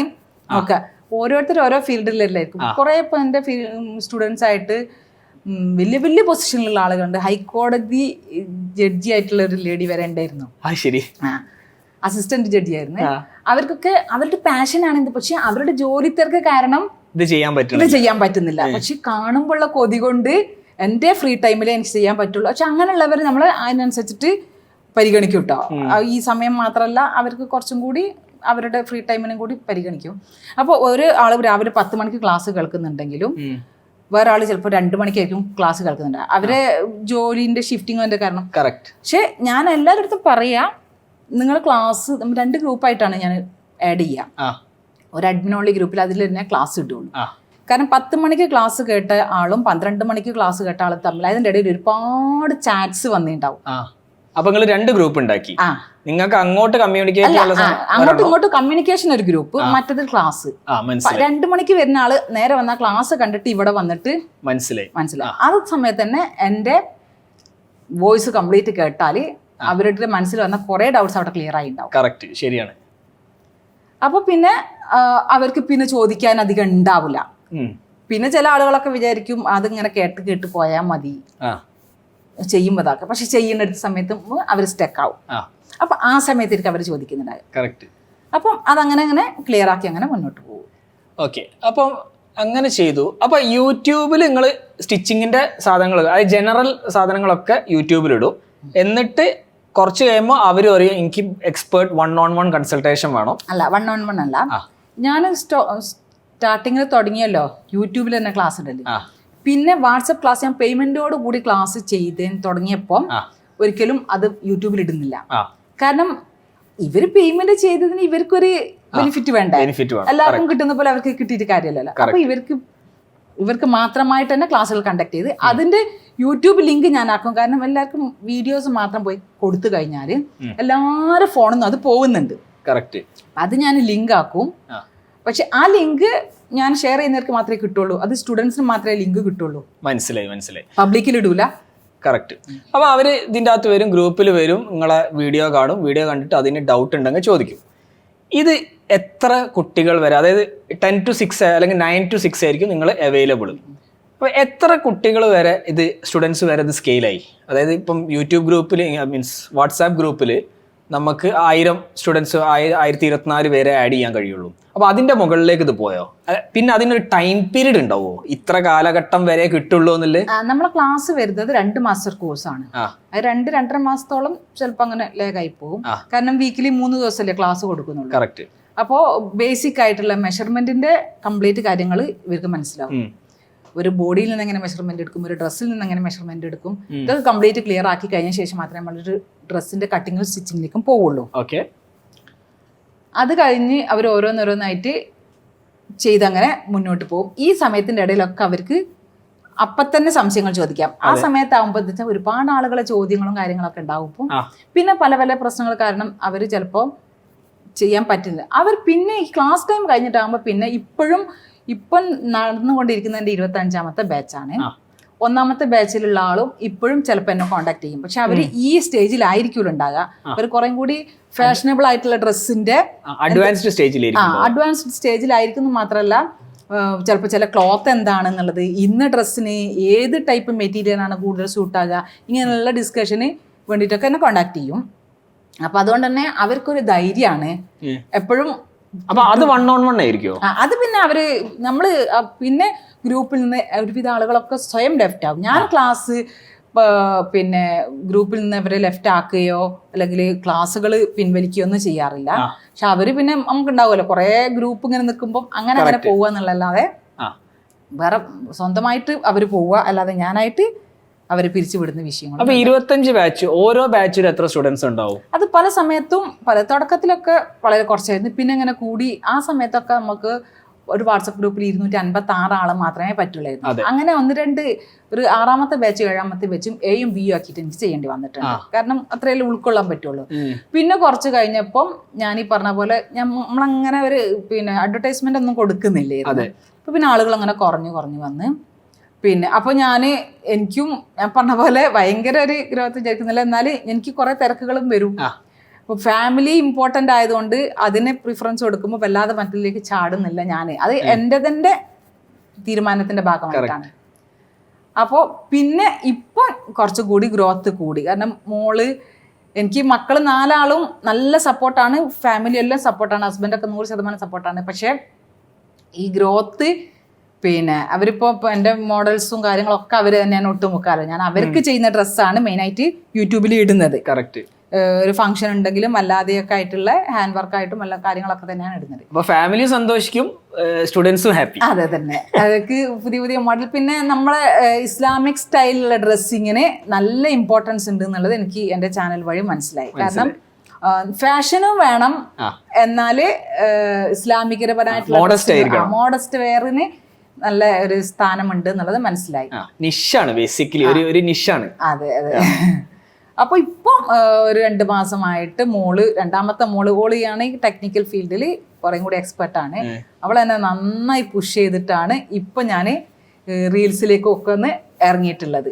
അതിന്റെ ഒരു വ്യത്യാസം നല്ല മനസ്സിലായി. അപ്പോൾ ഓള് പറഞ്ഞു നമ്മളൊന്ന് അഡ്വർടൈസ് ചെയ്യണം, എന്നാലേ നമുക്ക് കുറച്ചും കൂടി ഇതുകൾക്ക്, കാരണം ആളുകൾക്ക് ആവശ്യമുണ്ട്, ഇങ്ങനെ സംഗതി നടക്കുന്നുണ്ട് എന്നുള്ളത് ആളുകളിലേക്ക് എത്താത്തത് കൊണ്ടാണ് എന്ന് പറഞ്ഞിട്ട് അങ്ങനെ എത്തി. അപ്പൊ അതിന്റെ വ്യത്യാസം നല്ലോണം കാണാനുണ്ട്. ഇതിൻ്റെ അകത്ത് നിങ്ങൾ യൂട്യൂബിൽ ലോഡ് ചെയ്ത് പറഞ്ഞു. അപ്പോൾ ഒരുവിധം ഇത് കാണുന്ന ആൾക്കാർക്കൊക്കെ ഒരു മിഥ്യാധാരണ ഉണ്ടാവും, യൂട്യൂബിൽ വീഡിയോ ഒക്കെ അപ്ലോഡ് ചെയ്യണം, ഇതൊക്കെ ഭയങ്കര പാടല്ലേ. എങ്ങനെയായിരുന്നു അത് ചെയ്തത്? എൻ്റെ ഫസ്റ്റ് വീഡിയോ ഒക്കെ 100% ഞാൻ ജസ്റ്റ് ചെയ്യുന്നു എന്ന് മാത്രമേ ഉള്ളൂ. അതിൻ്റെ ഒരു ഭാഗവും എനിക്കറിയില്ല. ഫുള്ള് മോൾ തന്നെയായിരുന്നു കൈകാര്യം ചെയ്തിരുന്നത്. പിന്നെ ഡബ് ചെയ്യാൻ പറയും, ഞാൻ ഡബ് ചെയ്യും. അതോടുകൂടി അതിന് എൻ്റെ ഫസ്റ്റ് വീഡിയോയിലൊക്കെ നോക്കിയാൽ അറിയാം, നമ്മൾ ആ ടെൻഷനും കാര്യങ്ങളൊക്കെ അതിൽ കറക്റ്റ് മനസ്സിലാവുന്നുണ്ട്. പിന്നെ ആ സമയത്തൊക്കെ മക്കളും എല്ലാവരും വീട്ടിലുണ്ടല്ലോ, കൊറോണ കാലാണല്ലോ. അപ്പം അവർ തന്നെ 100% സപ്പോർട്ടീവായിട്ട് മുന്നോട്ടുണ്ട്. പിന്നെ മക്കളായിരുന്നോ ഷൂട്ട് ചെയ്തതെന്ന്? ഷൂട്ട് ചെയ്തതും കംപ്ലീറ്റ് ചെയ്താൽ പറഞ്ഞ ഞാനിപ്പോ ഒരു വർക്ക് ചെയ്യലും മാത്രമേ ഉള്ളൂ ഞാൻ ചെയ്യുന്നത്. ബാക്കിയൊക്കെ മക്കൾ തന്നെയായിരുന്നു ചെയ്തത്. മക്കൾ മീൻസ് 2ാമത്തെ മോള് ഫൈഹാബന്ന, അവളാണ് ഇതിന് കുറച്ചും കൂടി ടെക്നിക്കൽ വശം കൂടുതൽ അറിയുന്നത്. അപ്പോൾ ഞാൻ ഇത് ചെയ്യും, അവളത് ഫുള്ളാക്കും, ഈ ഡബ് ചെയ്യാൻ എൻ്റെ അടുത്ത് കൊണ്ടുതരും, ഞാൻ ഡബ് ചെയ്യും, കഴിഞ്ഞു, എന്റെ ഉത്തരവാദിത്തം കഴിഞ്ഞു. ബാക്കി പിന്നെ അപ്ലോഡ് ചെയ്യുന്നത് കംപ്ലീറ്റ് അവളെ തന്നെ. അപ്പൊ എന്നോട് എല്ലാവരും ചോദിക്കും നീ എങ്ങനെ ചെയ്യുന്നത്? ഞാൻ പറഞ്ഞു എനിക്കൊന്നും അറിയില്ല, ഒക്കെ മോളാണ് ഇങ്ങനെ പറഞ്ഞിട്ട് ഒഴിയും. അത് കഴിഞ്ഞ് കൊറോണ ഒക്കെ മാറി മക്കള് പോവാൻ തുടങ്ങുമ്പോഴേക്കും എനിക്ക് ടെൻഷനായി. കാരണം ഇതിവിടെ നിന്ന് പോകുമല്ലോ, ഇതാണെങ്കിലും മുന്നോട്ട് പോകണം എന്നുള്ളൊരു ഇതുണ്ട്. കാരണം ഉണ്ട് എനിക്ക് അത്യാവശ്യം ആളുകൾക്ക്. ഒന്നാമത് എനിക്ക് ഈ ക്ലാസ് എടുക്കുന്നത് പിന്നെ ക്ലാസ് മാത്രം വരണമെങ്കിൽ യൂട്യൂബ് വഴി ആളുകൾ കണ്ടിട്ടാണല്ലോ. ഇപ്പൊ നമ്മളെ സർക്കിൾ അല്ലാത്ത ഔട്ട് ഓഫ് സർക്കിൾ. ഇപ്പൊ എനിക്ക് സ്റ്റുഡൻസ് പറയുകയാണെങ്കിൽ ഒരുപാട് ഫോറിൻ കൺട്രീസിലുണ്ട്, സൗത്ത് ആഫ്രിക്കയിൽ വരെ സ്റ്റുഡന്റ് ഉണ്ടായിട്ടുണ്ട്. അപ്പൊ മലയാളികൾ ഉള്ള ഭാഗങ്ങളിലൊക്കെ ഉണ്ട് എന്നുള്ള ഒരവസ്ഥയിലേക്ക് എത്തി. മലയാളി ചന്ദ്രനിൽ വരെ അവിടെ ചായപ്പൊടി അടുത്തുണ്ടാവില്ല. അപ്പോൾ അങ്ങനെ അതായത് ഇപ്പം കേരളത്തിലെ ഒരാളിപ്പോൾ പറയുകയാണ് എനിക്കിപ്പോൾ അവിടെ കുറേ ടൈം ഉണ്ട് എന്ന് പറയുമ്പോൾ എന്താ ചെയ്യുന്നത് ചോദിക്കുമ്പോൾ ഇങ്ങനെ ഒരു ക്ലാസ് ഉണ്ട് എന്ന് പറയുമ്പോൾ അടുത്ത ആൾ അങ്ങനെ അങ്ങനെ എത്തിപ്പെടും. അപ്പൊ അതിന് ഞാൻ യൂട്യൂബ് മുന്നോട്ട് കൊണ്ടുപോകല് എൻ്റെ സ്റ്റുഡൻസിന് കിട്ടാനുള്ള ഒരു വേ തന്നെയാണ്. അപ്പൊ അത് മുന്നോട്ട് കൊണ്ടുപോയി നിർബന്ധമായി. പിന്നെ ഞാൻ മെല്ലെ മെല്ലെ പഠിച്ചെടുക്കാൻ തുടങ്ങി. പിന്നെ ഇപ്പം അപ്പൊ പഠിച്ചെടുക്കുമ്പോൾ എനിക്ക് കൂടുതൽ ഇതെന്താ വെച്ചാൽ കുറച്ച് ഞാൻ തന്നെ വീഡിയോ ചെയ്യുകയും ഞാൻ തന്നെ എഡിറ്റ് ചെയ്യുകയൊക്കെ ചെയ്യുന്ന സമയത്ത് വളരെ കുറച്ച് എനിക്ക് വീഡിയോ എടുക്കേണ്ടി വരുന്നുള്ളൂ. കാരണം ഇത് ടേസ്റ്റ് കംപ്ലീറ്റ് എന്റേതാണല്ലോ, വീഡിയോ എടുക്കുന്ന ആള് വേറെ തന്നെ. അപ്പം ഏതൊക്കെയാണ് വേണ്ടത് എന്നുള്ളത് ഞാൻ തീരുമാനിക്കുന്നതിനേക്കാളും വീഡിയോ എടുക്കുന്ന ആള് തീരുമാനിക്കുകയാണ്. ഇത് ഞാൻ സ്വന്തം ചെയ്യുന്ന സമയത്ത് ഇത്ര പോയിന്റ് മതി, ഇവിടുന്ന് ഇപ്പൊ സ്റ്റിച്ചിങ്ങിന്റെ ഒരു ഭാഗം കുറഞ്ഞ ഭാഗം മാത്രം ചെയ്താൽ മതി, അത് ബാക്കി എനിക്ക് വോയിസിലേക്ക് കൂടി അത് ആളുകളിലേക്ക് എത്തിക്കാൻ പറ്റും. അങ്ങനെ ഡബിങ്ങിലേക്ക് കൂടി. അപ്പോൾ ചിലപ്പോൾ ഞാൻ സംസാരിക്കാൻ എടുക്കുന്ന സമയം എനിക്ക് മനസ്സിലാവും ഞാൻ വീഡിയോ എടുക്കുമ്പോൾ. അതിനനുസരിച്ചിട്ട് അതങ്ങനെ കുറഞ്ഞു വന്ന് അപ്പം കുറേം കൂടി എളുപ്പം അതാണെന്ന് എനിക്ക് ഞാൻ മനസ്സിലാക്കുകയും പിന്നെ മക്കളൊക്കെ പോകുമ്പോൾ വേറെ നിവൃത്തിയില്ലാതെ തന്നെ ചെയ്യുകയും ചെയ്യും. ഇപ്പം കംപ്ലീറ്റ് കാര്യങ്ങളും ഞാൻ തന്നെ അപ്ലോഡിങ്ങും കാര്യങ്ങളൊക്കെ ആയിട്ട് ഇപ്പം 2-3 വർഷമായ കൊറോണ കഴിഞ്ഞ് സ്കൂളുകളൊക്കെ തുറന്നപ്പോഴേക്ക് പിന്നെ ഞാൻ തന്നെ ആയി. അപ്പൊ നിങ്ങളിത് പിന്നെ ഇത് സ്റ്റിച്ചിങ് എന്ന് പറഞ്ഞു കഴിഞ്ഞാൽ കൈനോട് ചെയ്യേണ്ട സാധനമാണല്ലോ. അപ്പൊ ക്യാമറ പിന്നെ മൊബൈൽ ഫോണിലാണോ എടുക്കുക? അതെ, മൊബൈൽ ഫോൺ. അപ്പൊ ട്രൈപോഡിൽ വെച്ചിട്ട് ട്രൈപോഡിൽ വെച്ചിട്ട് എടുക്കും. ചിലപ്പം ഒരു കൈ കൊണ്ട് ചെയ്യുമ്പോൾ മറ്റേ ഒരിടയില് ട്രൈപോഡ് പൊട്ടി ആ സമയത്തൊക്കെ അങ്ങനെയൊക്കെ ചെയ്തിട്ടുണ്ട് എല്ലാ റിസ്കുകളും. പക്ഷെ ഇത് വെച്ചാൽ ഞാൻ ഇതിന് വേണ്ടിയിട്ട് ഒരുപാട് ഇൻവെസ്റ്റ് ചെയ്യേണ്ട ഒരു സിറ്റുവേഷൻ ഒന്നും എനിക്ക് വന്നിട്ടില്ല. ഒന്ന് ട്രൈപോഡ് അങ്ങനെയൊക്കെ വാങ്ങുന്നില്ല. ഇപ്പോഴും വീഡിയോ എടുക്കുമ്പോൾ എനിക്ക് ലൈറ്റ് സെറ്റിങ്സോ കാര്യങ്ങളൊന്നുമില്ല. ഒക്കെ പിന്നെ ഇപ്പം റീൽസ് പോലുള്ള സംഗതികളൊക്കെ എടുക്കുമ്പോൾ മോൾക്ക് കറക്റ്റ് അറിയാം അതിന്റെ. അതുകൊണ്ട് കൂടുതൽ പഠിച്ചതിന്റെ പ്രശ്നങ്ങളാ. കൂടുതൽ പഠിച്ചു കഴിഞ്ഞാല് ഞങ്ങൾ ഇപ്പൊ പറയുന്നുണ്ട് കൂടുതൽ പഠിച്ചു കഴിഞ്ഞാൽ ഇപ്പൊ ഒന്നും ചെയ്യലുണ്ടാവില്ല. കൂടുതൽ അറിയാം. അപ്പൊ അത് സെറ്റ് ചെയ്ത് അവസാനം കുളിപ്പിച്ച് കുട്ടീനെ ഇല്ലാണ്ടാക്കൂല അറിയാം. അതാണ് അവസ്ഥ.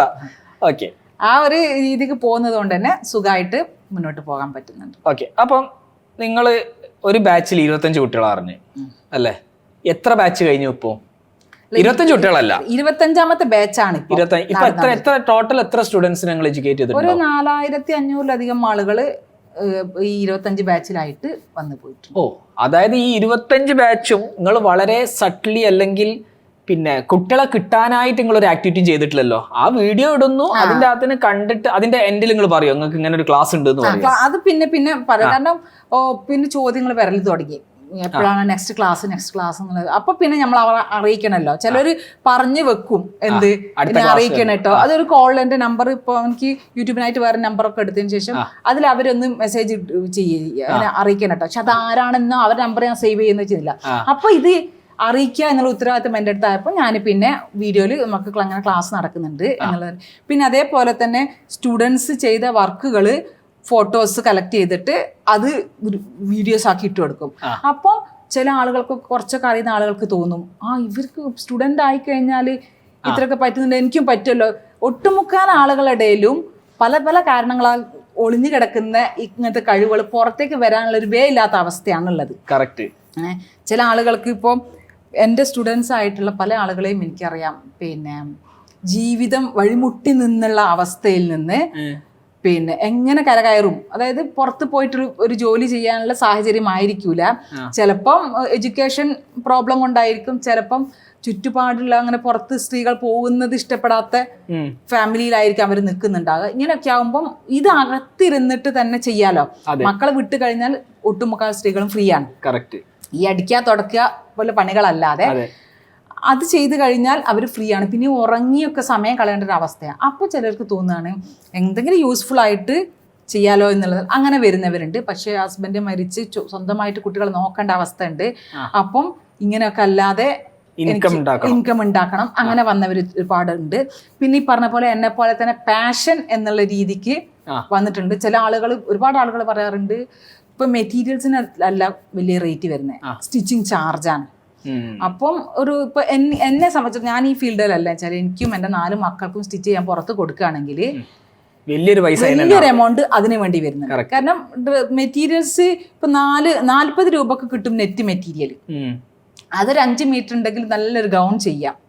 4 മീറ്റർ 40 രൂപ ഉള്ള ഈ മെറ്റീരിയൽ ഒരു ഗൗൺ ചെയ്യാൻ 5.5 മീറ്റർ ക്ലോത്ത് മതി. പക്ഷെ ആ സാധനത്തിന്റെ സ്റ്റിച്ചിങ് ചാർജ് 700 രൂപ മിനിമം ആണ്. സ്റ്റിച്ചിങ് ചാർജിലേക്ക് വരുന്നുണ്ട്. അങ്ങനെ വരുന്ന സമയത്ത് അത് മനസ്സിലാക്കിയിട്ടുള്ള ആളുകള് ആ നിലക്കും വരും, ക്ലാസ്സിലേക്ക് വരും. അപ്പോൾ നിങ്ങൾ ഇത്രയും സ്റ്റുഡൻസിനെ ഇതാക്കിയപ്പോൾ നിങ്ങൾക്കൊരു ഫൈനാൻഷ്യൽ ഇൻഡിപെൻഡൻസ് അവിടെ കിട്ടിയിട്ടില്ലേ? ഓ തീർച്ചയായിട്ടും കിട്ടി. അത് വെച്ചിട്ട് നിങ്ങൾ ഇപ്പം എത്ര പൈസ ഉണ്ടാക്കിയിട്ടുണ്ടാവും? അങ്ങനെ പറയാന്ന് വെച്ചാൽ എനിക്ക് ഞാൻ എൻ്റെ 40 ഏജിലാണ് ഞാൻ ഇതിലേക്ക് ഇറങ്ങുന്നത്. YouTube തുടങ്ങലും 40th ഏജില് 40+ലാണ് ഇറങ്ങണത്. 40 തന്നെ. 40 years ഓഫ് ഏജിന് ഇത് വെറും ഒരു പാഷൻ മാത്രമായിരുന്നു. അതുവരെ പാഷൻ മാത്രമായിരുന്നു. പിന്നെ ഞാനിങ്ങനെ പറഞ്ഞ എനിക്ക് അതുവരെ ഫിനാൻഷ്യൽ പ്രോബ്ലംസ് ഒന്നും അനുഭവിക്കാണ്ടതുകൊണ്ട് ആ ലെവലിൽ എൻ്റെ ചിന്ത പോയിട്ടേ ഇല്ല. കറക്റ്റ്. എനിക്ക് എല്ലാ കാര്യങ്ങളും എൻ്റെ നടക്കുന്നുണ്ട്. എനിക്ക് മെറ്റീരിയൽ വാങ്ങി തരുന്നുണ്ട്, പിന്നെ ബീഡ്സ് എല്ലാം നടക്കുന്നുണ്ട്. അതുകൊണ്ട് ആ നിലക്ക് പോയിട്ടില്ല. പക്ഷെ എൻ്റെ ഈ പാഷൻ അപ്പോഴും എൻ്റെ ഉള്ളിലുണ്ട്. ഒരറിവ് ഒരാൾക്ക് കൊടുക്കുക എന്ന് പറയുമ്പോൾ അതിന് വളർച്ചയാണല്ലോ. അതെ. കള്ളന്മാരെ കൊണ്ടുപോകാത്ത ഒരൊറ്റ സമ്പത്ത് എന്ന് പറഞ്ഞാൽ അറിവാണ്. അപ്പൊ അതിങ്ങനെ ഗ്രോത്ത് ആവുകയാണ്. അപ്പോൾ പിന്നെ അതെങ്ങനെയെങ്കിലും ആളുകൾക്ക് എത്തിക്കണം. എന്നോട് അങ്ങനത്തെ സംശയം ചോദിക്കുന്നവരോട് എനിക്കൊരു ഇഷ്ടം കൂടുതലാണ്. ഞാൻ പറഞ്ഞുതരാ, ഈ ചോദിച്ചോ എന്നുള്ളത് ഞാൻ അങ്ങോട്ട് പറയുന്നൊരു കാര്യമാണ്. അപ്പോൾ ഞാൻ വിചാരിച്ച് പിന്നെ പഠിപ്പിക്കുന്ന കാര്യങ്ങളൊക്കെ ഒരു റുട്ടീനായിട്ട് പോകുന്നുള്ള ആ രീതിക്കും കൂടിയായി. ഫൈനാൻഷ്യൽ ഇൻഡിപെൻഡൻറ്റിൻ്റെ ഭാഗമായിട്ട് ഞാൻ ഈ ക്ലാസ് എടുത്ത് പിന്നെ ഞാൻ ഏറ്റവും ആഗ്രഹിക്കുന്ന കാര്യം എന്താണ് ഞാൻ ചിന്തിച്ച്, അതായത് എൻ്റെ പൈസ കൊണ്ട് ഞാൻ എന്താദ്യം ചെയ്യണം എന്നുള്ളത്. അപ്പോൾ എനിക്ക് തോന്നി ഹജ്ജിന് പോകണം. കാരണം എല്ലാം കൊണ്ടും ഞാൻ അതിന് ഏബിളാണ്. അപ്പോൾ എനിക്ക് ഹജ്ജിന് പോകുന്ന കാര്യം ഞാൻ പറയേണ്ട താമസമേ ഉള്ളൂ. എനിക്ക് ഒരു ബ്ലോക്കും വരില്ല. പക്ഷേ ഇത് എൻ്റെ ക്യാഷ് കൊണ്ട് തന്നെ പോകണം എന്ന് ഞാൻ അതിയായി ആഗ്രഹിച്ച് അങ്ങനെ ഞാൻ അതിന് മുന്നത്തെ വർഷം ഹജ്ജിന് പോയി. അത് ഞാൻ ഈ ഉണ്ടാക്കിയ ക്യാഷ് കൊണ്ട് തന്നെ പോയി. അപ്പോൾ പിന്നെ ഹസ്ബൻഡിന് ശരിക്കും പറഞ്ഞാൽ ഒരു ചെറിയ പണക്കുണ്ടായിരുന്നു, കൂടെ കൂട്ടിയില്ലല്ലോ എന്ന്. പക്ഷേ അങ്ങനെ നമ്മൾ ചിലരുണ്ടാവില്ല, നമ്മൾ തന്നെ ആഗ്രഹിക്കുക അത് നേടിയെടുക്കുക എന്നുള്ളത്. അങ്ങനെ എൻ്റെ വലിയൊരു അച്ചീവ്മെൻ്റ് ആണ്. അതേപോലെ തന്നെ നമ്മൾ ഫ്രണ്ട് സർക്കിളിലാണെങ്കിൽ ഒക്കെ നമ്മൾ ഉദ്ദേശിക്കുമ്പോൾ അവരൊരാളെ ഹെൽപ്പ് ചെയ്യണം വിചാരിക്കുക. ഒരു വിഷയം നമ്മൾ വീട്ടിൽ അവതരിപ്പിച്ച് വീട്ടുകാർ 100% ഹെൽപ്പ് ചെയ്യാൻ സപ്പോർട്ടാണ്. പക്ഷേ അത് നമ്മൾ ഉദ്ദേശിക്കുന്ന രീതിയിലാകുമ്പോൾ നമ്മളെ ക്യാഷ് ആകുമ്പോൾ അത് വേറെ തന്നെയാണ്. അതെ, ശരിയാണ്. നമ്മുടെ സന്തോഷം പറയണത് കേട്ടോ. അതെ അതെ, നമ്മളെ അത് വേറെ തന്നെ, അതിന് വേറെ തന്നെ ഒരു ഫീലിംഗ് ആണ്, പറഞ്ഞറിയിക്കാൻ പറ്റില്ല. അപ്പൊ ഇതൊക്കെ ഞാനിപ്പം എൻ്റെ സ്റ്റുഡൻസിൻ്റെ അടുത്ത് പറയാറുണ്ട്. കാരണം നമ്മൾ ഏൺ ചെയ്യുക എന്നതിനൊപ്പം നമ്മുടെ സന്തോഷം കൂടി കൂട്ടണം.